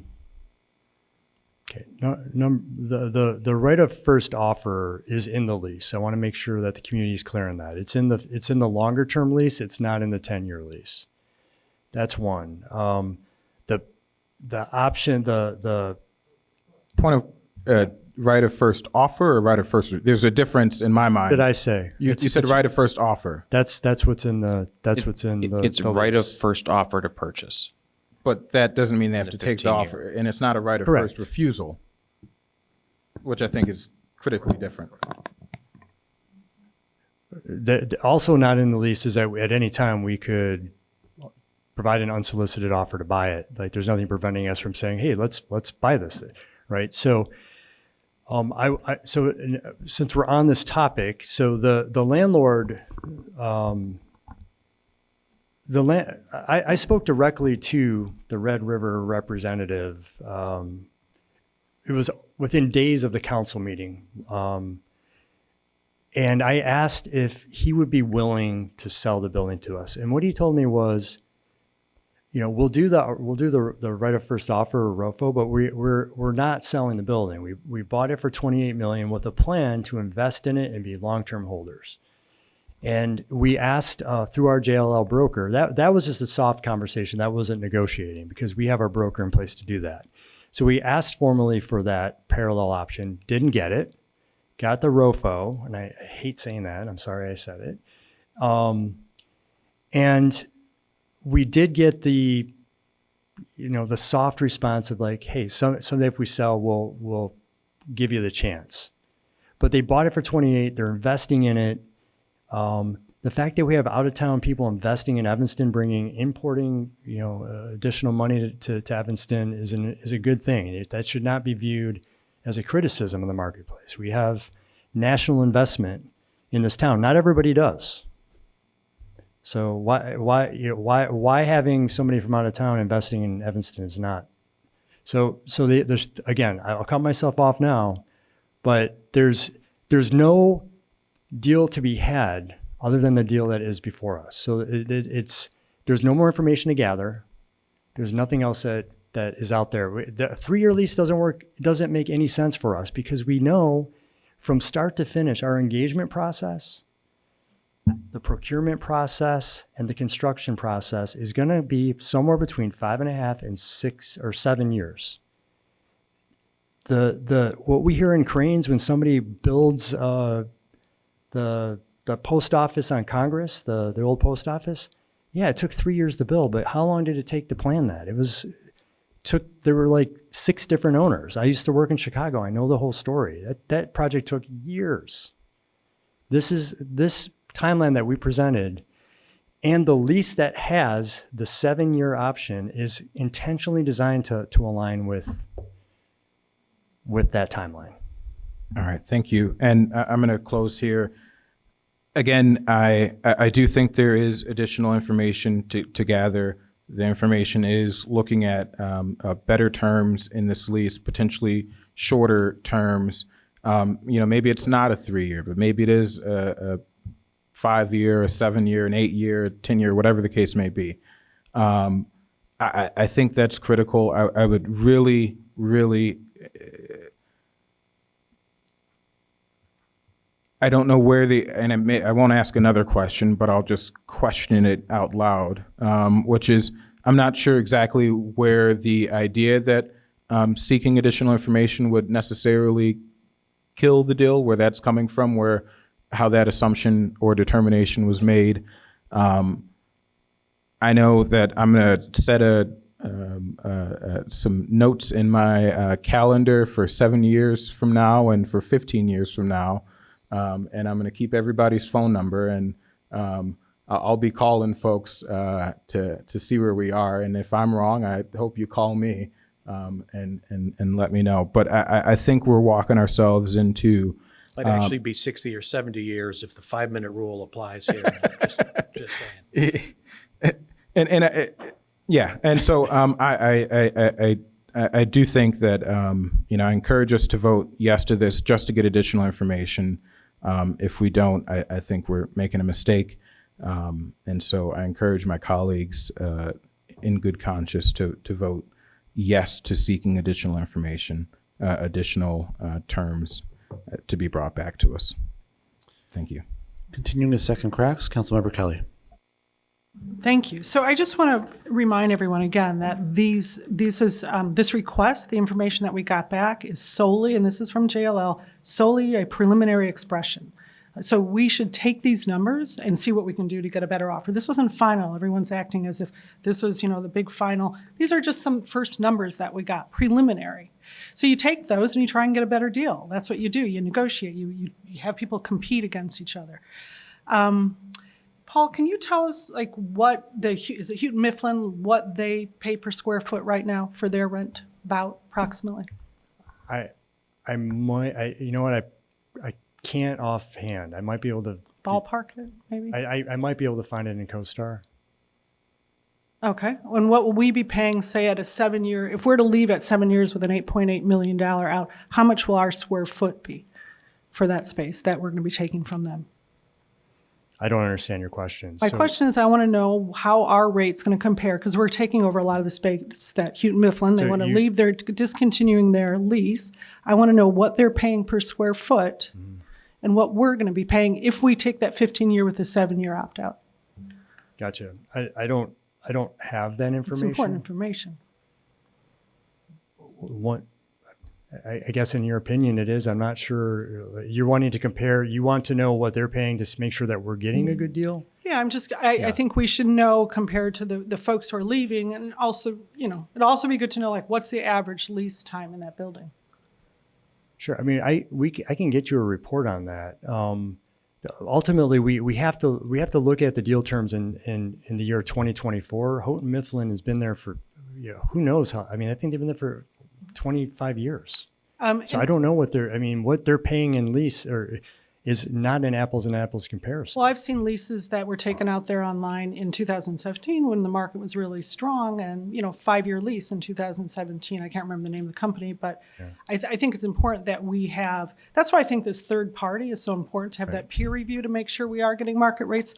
I also want to say, with regard to Rotary, we need that 5-year to understand that. Let's see, where the numbers fall. I do think we would save a lot of money with a 5-year, even whether it's at 909 or Rotary, 5-year and renewing that. Then once we have those numbers, we can decide, is that ground floor? Like, if we're saving $10 to $15 million, maybe we say, well, you know what, for ground floor, we'll rent that space over at the Albion, that empty store space down the street for if we need a front room for the Civic Center. That's up to us to decide. We have to look out for our taxpayers. We don't just lock, stock, and barrel say, and anyway, that's that was not what was presented. We had 3 numbers. We had Chase, Rotary, and 909. Rotary was a little more expensive, so in principle, we weren't going with 909 for that reason. But we don't have those 5-year leases. We need to bring that back so we can accurately really assess the numbers for our taxpayers, and then decide what is non-negotiable for us. If there's a drastic difference to the tune of $10, $15, $20 million, then we together as a council need to decide what's absolutely most important for that kind of money. And I know I'm just going to reach out to community members. I appreciate the help from our community. I know John Kennedy did a lot of work with the numbers between a 7-year. Do you want to share a little bit about what you assessed it as in terms of what we would lose should we go with a 10-year or 15-year versus a 5-year with an option to renew? And I appreciate your work on this. I do want to state that I am not negotiating for the city, as some people might have been concerned about. All I'm doing is looking for opportunities. And I think Devon actually hit some nails on the head. What we're really talking about here is going back and gaining some leverage. How quickly did our New Jersey asset management company come back with a 10-year option after this meeting was called? What we're talking about here is gaining additional leverage by just going back into the marketplace, as Devon's suggesting, for a couple of weeks and asking, can you give us a 3, 5, 7, and 10-year? What we're really talking about, and the 10-year deal, if you look at the numbers, and Jonathan agrees with me, the 10-year deal, the 15-year deal opt-out at 7 is better than the 10 deal from a flat, straight money point of view. But why don't we have a 7-year without an opt-out charge? Why can't we negotiate that type of thing? 7 years is a lot of money, and do we really need $6 million of, tenant improvements? Probably not. That, as Ryan Foran was saying, that's what's driving the length of this lease.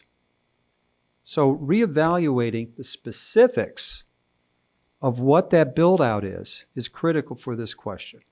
I can get, you guys have all seen my spreadsheets.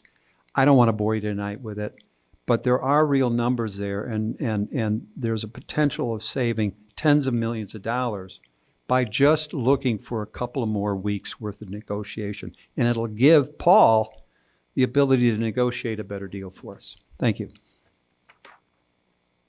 Thank you, Mr. Kennedy. Yes, and I also want to say, about the discussion about the 5.9 million build out, we're probably going to end up exceeding that. So I don't even think like that whole discussion. And that's why I also agree with Nick Anderson that we really should have a ROFO or a ROFR. Neither of those gives us a right to purchase. Let's be really clear on that. Neither of those is the right to purchase. What we need is that purchase option added to the lease as an option. Maybe, Nick, are you still on? I don't know if he is. Maybe he's not. Nick Anderson? Oh. Hello. Hi, Nick. Can you explain how a ROFO and a ROFR really that is not a right to purchase? I think there's some confusion still. Sure. So two different things. The ROFO is a right of first offer. So before a landlord would take the building to market, they have to come to you and offer it to the city first at a price. If you pass, then they can take it to market and sell to anybody. A ROFR is different, where they don't have to offer it to you first. If they accept an offer with a third party to sell it, then you have the right to match that offer. But neither of those are actually a contractual right to buy the building proactively. And that's where, again, they could wait out the whole term of the lease, never either list or accept another offer, and the city would have no path to ownership of the building in the event that you may want to stay there long term. So that's where, again, a purchase option provides that protection for the city, that the money it's investing in the space, should they choose to stay longer, is protected. And then in that event, quite frankly, you could sign a 50-year lease. It doesn't matter, because you could basically just exercise the purchase option at any point in time and eliminate the rent payment by becoming the owner of the building. Thank you, Nick. And with that right to purchase, that's something that's negotiated, like specific numbers with the lease, correct? It's not just... Yeah, you would most likely match the terms of the purchase option agreement to the length of the term of the lease, and you would establish price points in each of the years of the lease, where if the city decided to execute and buy the building and stay long term, each year would have its own price set. So say the landlord wanted the price to increase over time, you can negotiate all of that. Just like you would negotiate a lease, you negotiate the terms of the purchase option as well. And so, I think there's no reason we shouldn't have that. So I hope we can, talk about amendments tonight. That seems like absolutely no reason not to have that included. And then, so that's something potentially, for example, the city could end up sort of purchasing, but then a local some firm might buy it and then could lease to us at a lower. I mean, there's a lot of permutations in there, right? I'm not going to, the way that could go to more favor the city. Well, and frankly, once the city's the owner, you could enter into a sale leaseback where the city could execute a longer term lease, create more value for itself, and then still go back and sell the building to a private investor at a profit for the city. Again, all of those are paths to more control for the city, less risk. Thank you. So I hope we'll consider that going forward. We'll agree to amend to add that to it in due diligence and protecting our tax dollars. Doesn't hurt, to Councilmember Reed's point. Adding that as one more option to attach to this very expensive prospect that we're looking at. So I think we really have to put public credibility at the front and center here. And, a rush decision like, we're going to make just doesn't help. And if this is our second meeting, I think we come back with these options. Let us decide if we can save $10, $15 million. We're going to be able to get yet, I believe, a better deal going forward. I'm sure we are. If we allow this to happen, if we allow Paul and our JLL representative to come back with, talk to Rotary. Let's see what they propose. Let us look at those numbers. Let's see what 909 does in response. But we should have those numbers. We should also ensure that it comes back to us, not just that we're sending it off and fingers crossed we get a good deal. That's not exactly exercising our, the responsibility as representatives here. So I think that's it for now. Oh, I guess, okay, I think that's it for the moment. Thank you. Continuing with the second cracks, the person who's currently signed up to speak next is out of the room. That's Councilmember Nusma. So we'll move on to the next person, who is Councilmember Nguyen. I'd like to call the question. Councilmember Nguyen, I'd like order in the chamber, please. Councilmember Nguyen calls the question. The motion is seconded by Councilmember Revelle. Is that correct? This motion is non-debatable, as I understand it. Is that correct, Ms. Ruggie? So I'm a little confused by this process. So this motion to call the question, as we've had on various occasions throughout the course of our term, is a non-debatable motion. If it passes, then the vote immediately proceeds. And how does it have to pass? Like It what's- passes with simple majority. With a simple majority. So no amendments at this point now that Melissa's So called at this it? Like time, that the next thing removes- that will happen will be a vote on Councilmember Nguyen's motion. Should it pass, the immediate next thing that happens is a vote on Resolution 19-R-24. Would the clerk please take the roll? Councilmember Revelle? I'm calling the question. Aye. Councilmember Reed? No. Councilmember Heracariz? Aye. Councilmember Kelly? Councilmember Nguyen? Aye. Councilmember Nusma? Aye. Councilmember Burns? No. Councilmember Suffredin? With 4 voting in favor and 4 voting against, there's a tie. I break the tie by voting in the affirmative. With 5 voting in favor and 4 voting against, the motion carries. The question is called. No, Would point the of order. clerk please? Point of order. My understanding is that a motion to call the question, right, when you're cutting off the ability of members to debate and speak, that requires a supermajority, which is 2/3, and it did not meet the threshold. Ms. Ruggie, would you please weigh in? Rule 18.9 says that if a roll call vote is requested on a motion to call for the question, a 2/3 vote of the council members present is required for passage. With 4 voting in favor and 4 voting against, the motion fails. At this time, we now call on, do you still want the floor, Councilmember Nguyen? Yes, I'd like to, because this is going to be an infinite meeting. Because we don't have any time limits that prescribe the topics. So, I mean, I've been here as late as 3:30 in the morning. I don't think we should do that again. I think all of our positions have been explained very well. All of our questions have been asked. I think that we should move forward and vote. I don't think we should continue to have this endless debate. Well, I agree very strongly, but our side unfortunately did not prevail in that vote. Do you want to move to reinstate time limits at least? I think folks are done, just point of order, I think folks are actually done. I will almost never vote to support calling the question. That's why I voted no. I think Councilmember Nusma was the only person seeking to speak. We may be done naturally after he speaks. Already there's somebody else in line. Councilmember Nusma. I don't have anything further to add at this point. Despite my desires to do so, I will refrain. At this time, no one is seeking to speak for the first or second time. We go for a third crack to Councilmember Kelly.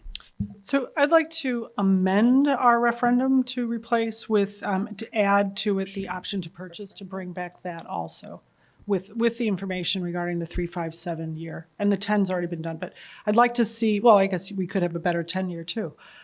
So I'd like to amend it to include the option, I mean, it's pretty short, but if you want me to email that, I will. The option to purchase as described by Nick Anderson.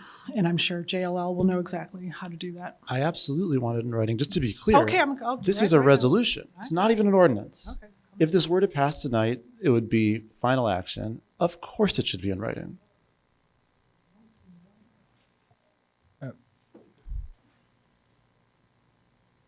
Point of maybe order friendly. Well, one, to be clear, there wasn't a second yet. I will second it, but sorry. I you know, I've lost a lot of votes. I've won a lot of votes. I'm reading the room here. You know, I don't think that the resolution's going to have support. But what I do think, and I'm really, truly asking my colleagues to get behind, is at least adding in this option to have the option to purchase, maybe looking at the 10 years, since we already have a 10-year lease in front of us, looking at the 15-year with a right, I'm sorry, the exact term of art, but with the purchase option, yes, with the purchase option included. I think that is either the purchase option or even potentially the right of first refusal. I know the purchase option is a stronger option, but if we can include those in the lease and send a strong message that, you know, we want to protect the liability of our taxpayers here, I think we can get that in the lease, and I think it'll make this lease, at least for me, more palatable. And so my request, I guess, of Councilmember Kelly is that we would strike, to get something passed, strike the 3-year option, the 5-year option, the 7-year option, whatever the case may be, and just look to add in the option to include a purchase option. So I would first like to add this to, I won't support just Okay, a 10 or go ahead. 15-year lease. I mean, I'm not going to without having other options, especially knowing that we have an option at one of our target properties for a 5-year lease. So I do want to add this right now to 9 dash, did I get it right? It's at 19, sorry. Thank you. 19. To 19. I wrote 9. I meant 19. So I am going to. You know, it's okay if it loses, but I think it's very important. So I'd like to have that added, amended to the current proposed resolution 19R24. Sorry. And where do you want that added? Well, we need to strike the last whereas, because that's an error. That's just like a typo. So strike that. That's not a whereas, I realize, but that does need to be struck while I don't think I need to amend it. I think that's just an error. Let's see, so that would be, let's add it as a section 3 and then call section 3 and section 4, 4 and 5.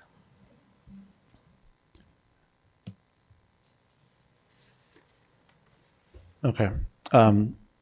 Councilmember Kelly moves to amend Resolution 9-R-24 as just mentioned. Councilmember Reed seconds.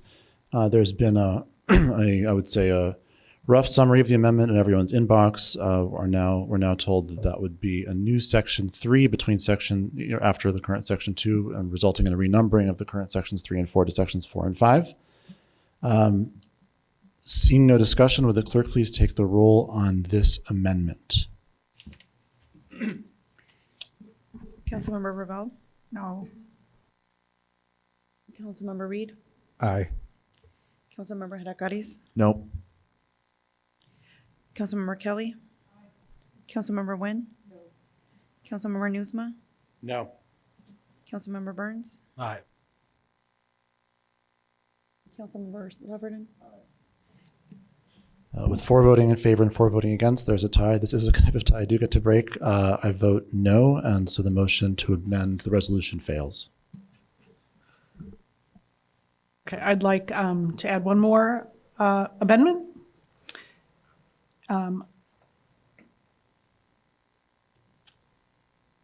I'd like to add an amendment to request a peer review of a third-party firm to assure that we are in fact getting a rate that's commensurate with market rates.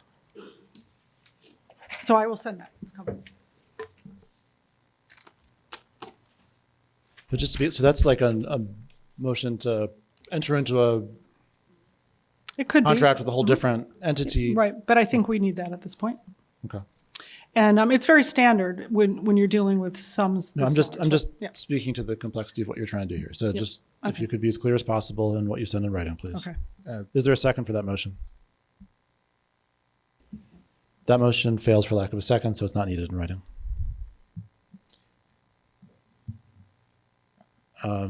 At this time, no one is asking to speak for first or second crack. So for third cracks, we go back to Councilmember Reed. I just want to make a motion, and maybe I can see if I can peer into the souls of some of my colleagues and see whether or not,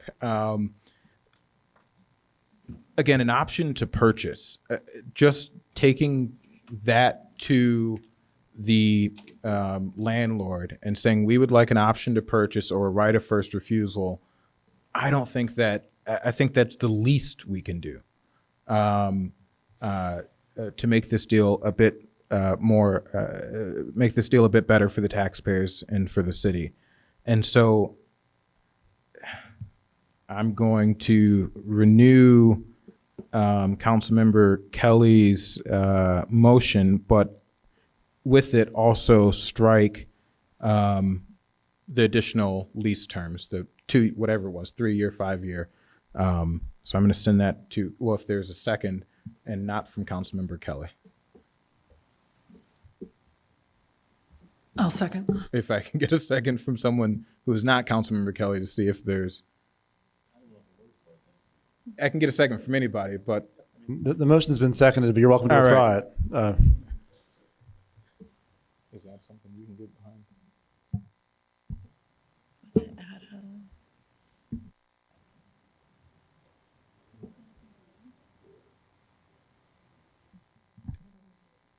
Yeah, so the question is, what would we get?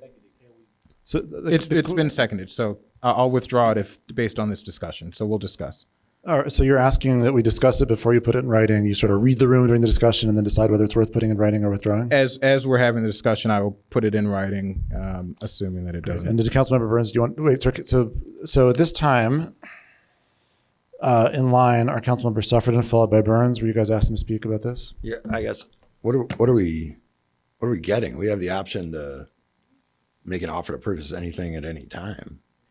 It's the right to, yeah, we can make an offer, but there's no obligation for them to accept that offer. And if we, for example, have a right of first refusal, we would be guaranteed the right to purchase But it's also a specific if price. we match the price. It's a specific price, so that gets negotiated now. I mentioned both. I mean, that's a negotiation. Like, we can't tell them, like, you can only sell it to us. If we put it in the agreement, we can. That happens. I think Nick, just he to does be it all the real time. here, the specific thing that Councilmember Kelly at least is proposing, which is a totally reasonable thing you could imagine being in a contract and is in some contracts, is that they give us at this time a price at a specific date in the future, like an option in an options exchange, where we're allowed to buy it for X dollars in year Y. The problem is that we were just told they're not selling. So that's not, we could pass that, send it back to staff and have staff ask if they were kidding when they told us a week ago that they weren't selling, but I don't know why. And to be clear, that is why I've also said right of first refusal, right? Because they say they're not selling now. And that could be their honest assessment now. In 5, 6, 7 years, they could change their mind and their speculation could change, and they choose to sell. And I think that if they choose to sell before our lease is over, the city of Evanston should be guaranteed the ability to purchase. They will. This is absurd. That's a right of first refusal. Councilmember Burns. Yeah, I just want to correct some language. So the right of first refusal actually is less proactive, allows for less proactive abilities than a right of first offer. And so I just want to be clear on that, that really I think what you're seeking is the right of first offer, which I believe is in the 15-year agreement already. It's the purchase option. No, I'll let you finish. I'm just saying that's the order. It's right of first refusal because that only allows you have to wait into an offer. With right of first offer, you don't have to necessarily wait to an offer. You may, but you don't have to. So there's still a chance that you could be a bit more proactive. And then purchase option it's the purchase price is spelled out. I would also ask, could you tie it to, the value or, some future appraised value and not just some random number, but yeah, I'm sure there's some ability to negotiate that into it. But I just want to make that clear.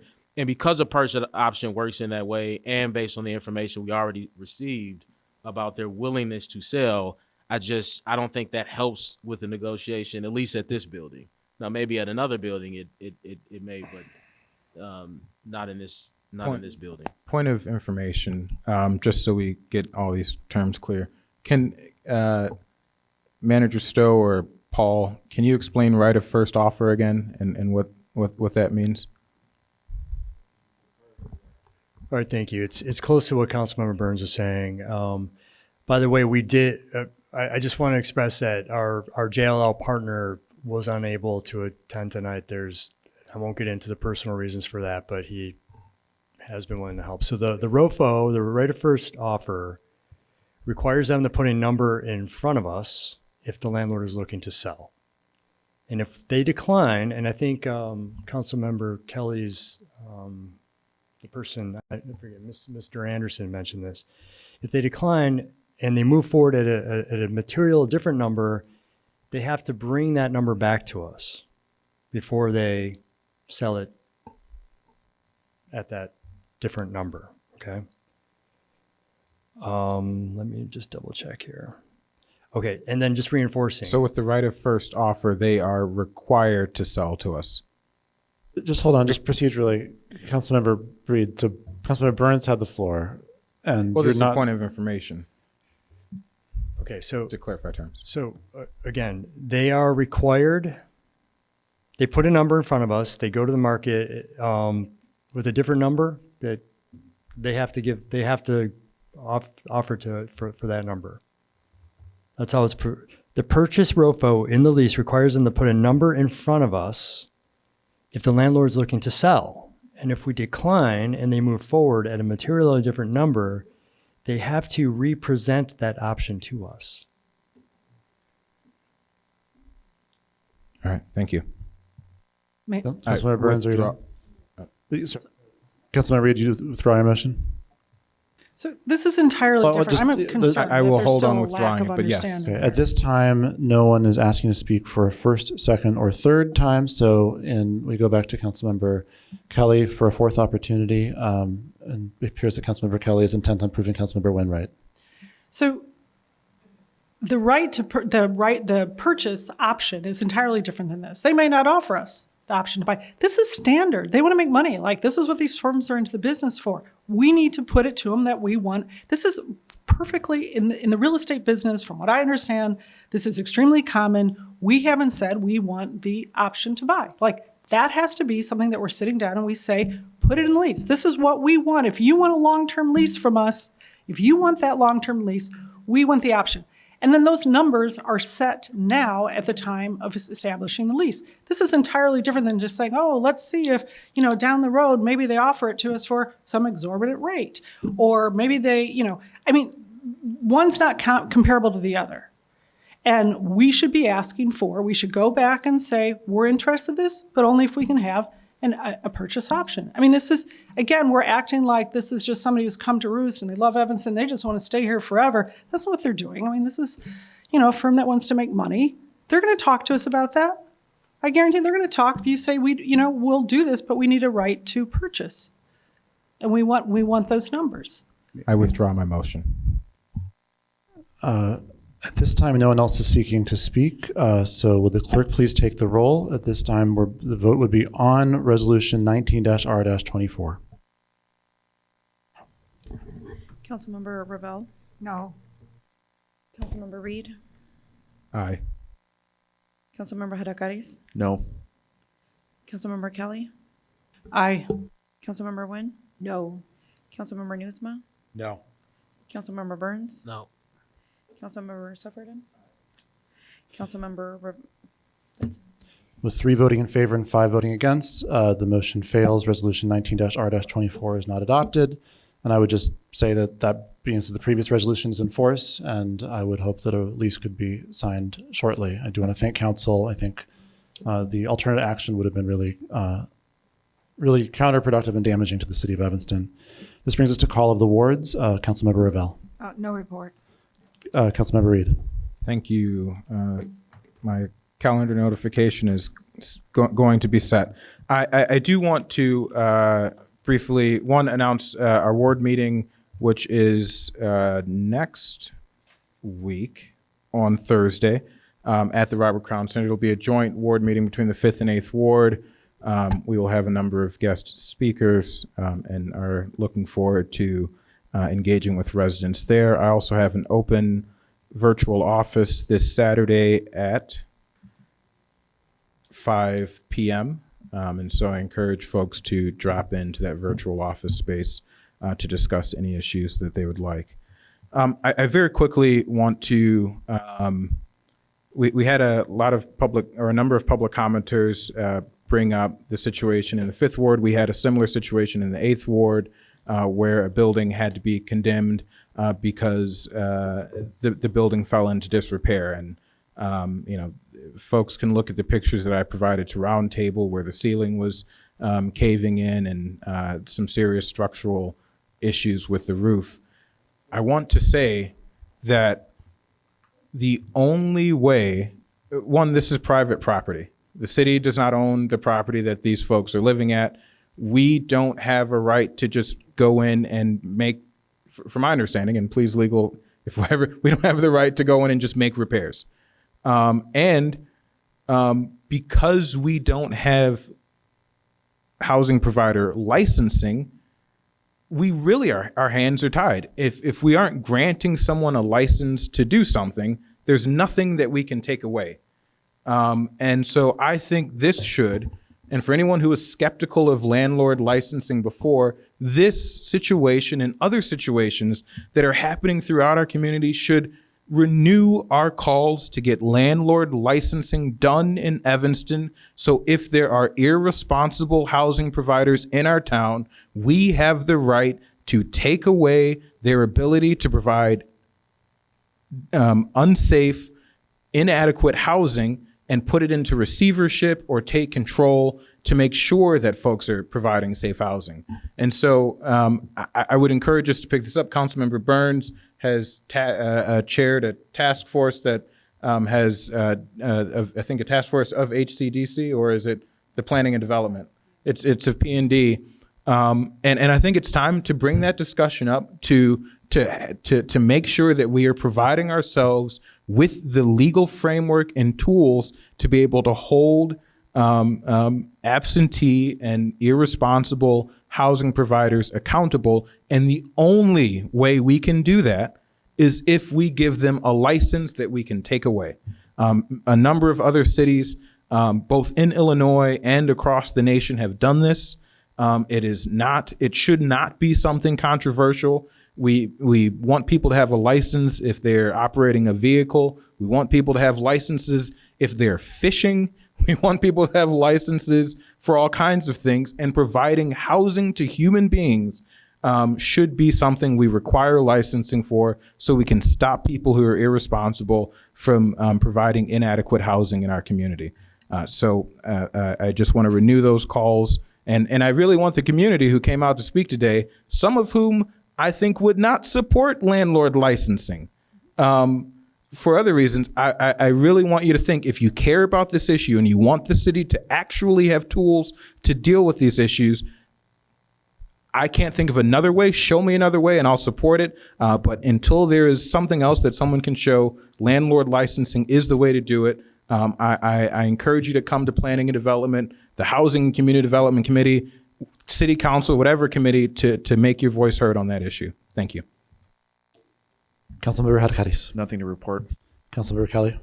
So I just want to say I'm deeply, deeply worried about public's trust in us, and nothing about this process has done anything to help that. So I'm really sorry. I hope we start to move in a better direction soon here at the city government. I'd also like to say that, again, I'm deeply concerned about the residents who were forced out of their homes, and the only reasonable solution is to find a way to bring them back. They've lived there for 30 years, 20 years. These were their homes. We need to find a way to return them to their homes to make the necessary repairs. Thank you. Councilmember Nguyen. Yes, my next office hours will be Thursday, March 7th from 7:30 till 10 a.m. at Brothers K. And the next third board meeting will be Thursday, March 14th. Councilmember Nusma. Thank you, Mr. Mayor. There are three things that I want to say. The first one I'm not going to say publicly. I'll save that for private conversations. This is in regards to our expectations of city council and what we should expect of ourselves to be a well-functioning democracy. The second thing I want to acknowledge is the very unfortunate public comment that happened earlier this evening. I thank you, Mayor Biss, for reining that in. I want to make it very clear, and I think we are all unanimous on this, that hate has no home here in Evanston. Hate has no home here in the Civic Center of Evanston, and hate definitely has no home during a public meeting. So whether that's anti-Semitic, Islamophobic, homophobic, whatever, don't bring that stuff around here. You will be disinvited, and I will stand behind that. The third thing I want to say is that now that we are through this negotiation process on the on the temporary lease for 909 Davis, I am hoping that staff can now get back to work on all the other things we need them to focus on.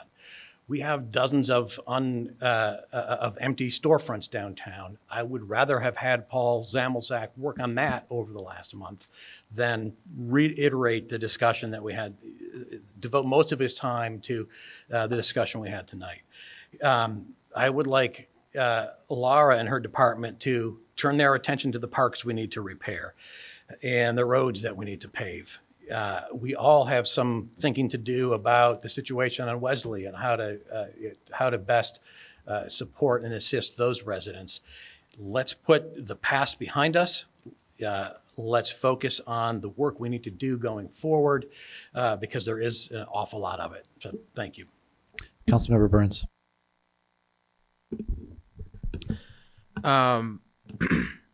Speaking directly to the Fifth Ward tenants who are on the turnaround or dead end of Wesley, and I've spoken with them both in meetings, but also I would say 90% of the people who provided public comment at ACDC and maybe even some that would have made comments tonight I've talked to on an individual basis or they attended the meeting. And I've been going to the site on a regular basis, sometimes every day or every other day, and speaking with, again, probably about 90% or more of the people that provided public comment. I know many by name, know them by their situation, have helped, along with our staff who is assigned to this, think through different options. And so it's unfortunate that the public rhetoric in Evanston is not always intended to help people, but is in use to incite rage and conflict. I 100% believe that this situation, not at all by the tenants, they're in one of the worst positions in their life. They have every reason to be upset and to express themselves however they choose. But setting the tenants aside, it's absolutely shameful the way people have exploited this situation for their own gains. And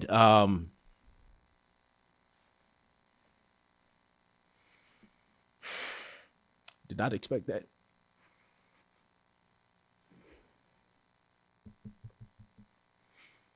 I'm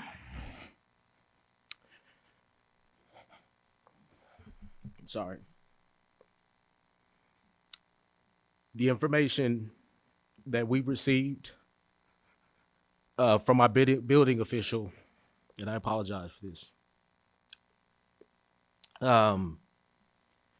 is that after reviewing a structural report that we've received from an engineer that was hired to help in this situation by HODC, that the building is not safe. And they have called for balconies and stairways to be replaced. There are more immediate recommendations that they provided, including repairing some parts of the building that also have to do with the structural integrity of it before the winter thaw cycle. And they're not talking about the one we're in right now. They were talking about the one prior to this winter. I've had a follow-up conversation with our building official today, and I said, look, I am telling people, especially in private meetings, that we're saying that the building is unsafe and that we're trying to protect people against a stairwell that could collapse and that could potentially tear away from the building and could also impact units. I said, I'm telling people that based on the information I've been provided by staff. Is that accurate? Am I overstating it? And he said no, as recently as today. As somebody, as I said, who is relying on staff input on this situation, although I do not want people to leave the Fifth Ward, there is no stronger advocate on a consistent basis on council for that. And everybody up here knows that. And staff would agree. I am being accused of wanting to force people out in this situation. That's the last thing I've wanted to do. And I've tried my hardest, along with staff, to expand affordable housing in this town. And some of the same people who are using this situation to exploit it have opposed that. Do you hear me? Have opposed it. And no one calls them out.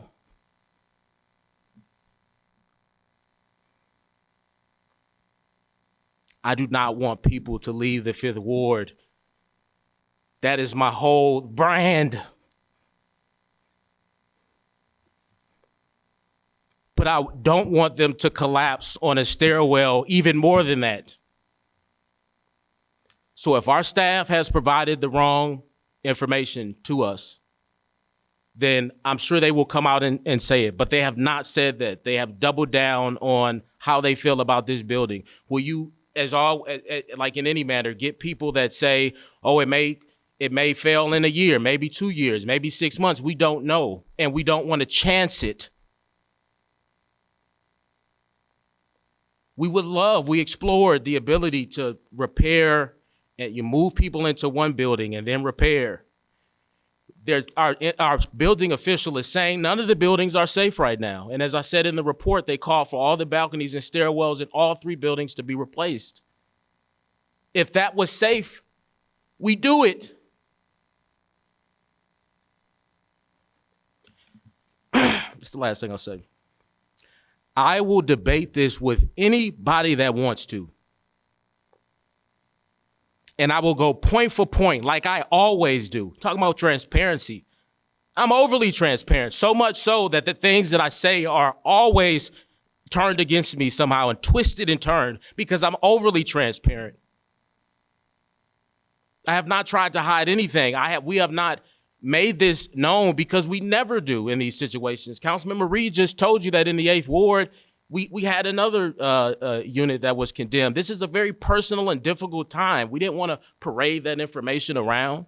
That was the tenant's ability to choose if they wanted to let people know on the information, not ours. We were focused on helping, which is why in that meeting with them, we had everybody there and told them that if we've missed anything at all, which we have received feedback from them, that we're willing to modify the benefits in order to better help people. We were clear on that.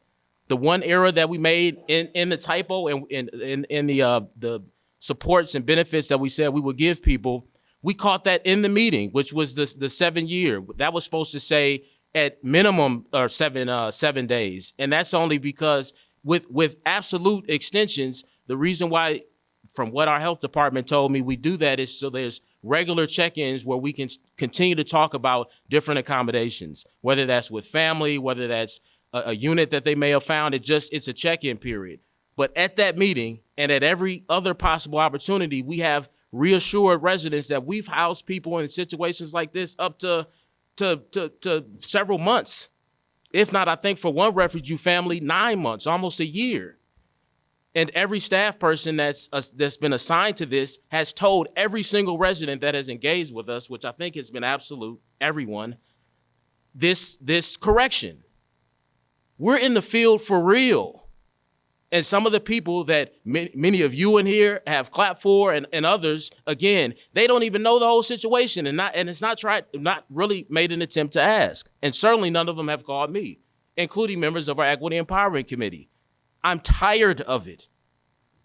And I'm a very strong person. People know who my mother is. I come from strong stock. I'm crying because I cried because I'm trying so hard in this position. And the people that are really in the field know that.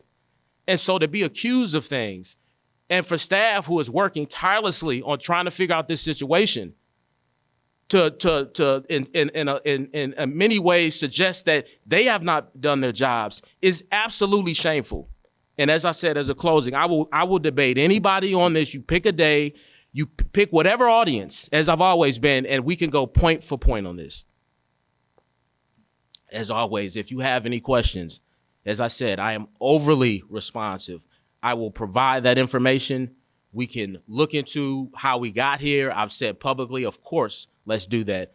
But as one could imagine, my primary focus has been trying to make sure that this stairwell does not collapse on anybody in this place. And I feel that was the right call to make. And I stand by it. Thank you. Thank you. I believe Councilmember Suffren is no longer here. I don't usually do this, but I just want to thank you, Councilmember, for those comments, for all the work that I know that you and staff have been putting on this issue. I've been getting regular updates because it's such a awful situation. And I just want to echo the two things you said that I think are so important. It's really gross that people are willing to weaponize this level of pain for political outcomes and political objectives, but it's particularly gross that they've been weaponizing this for the purpose of killing affordable housing, because that's part of why we're here. With that, seeing nothing further to come before us, the February 22nd special meeting of the City Council stands adjourned.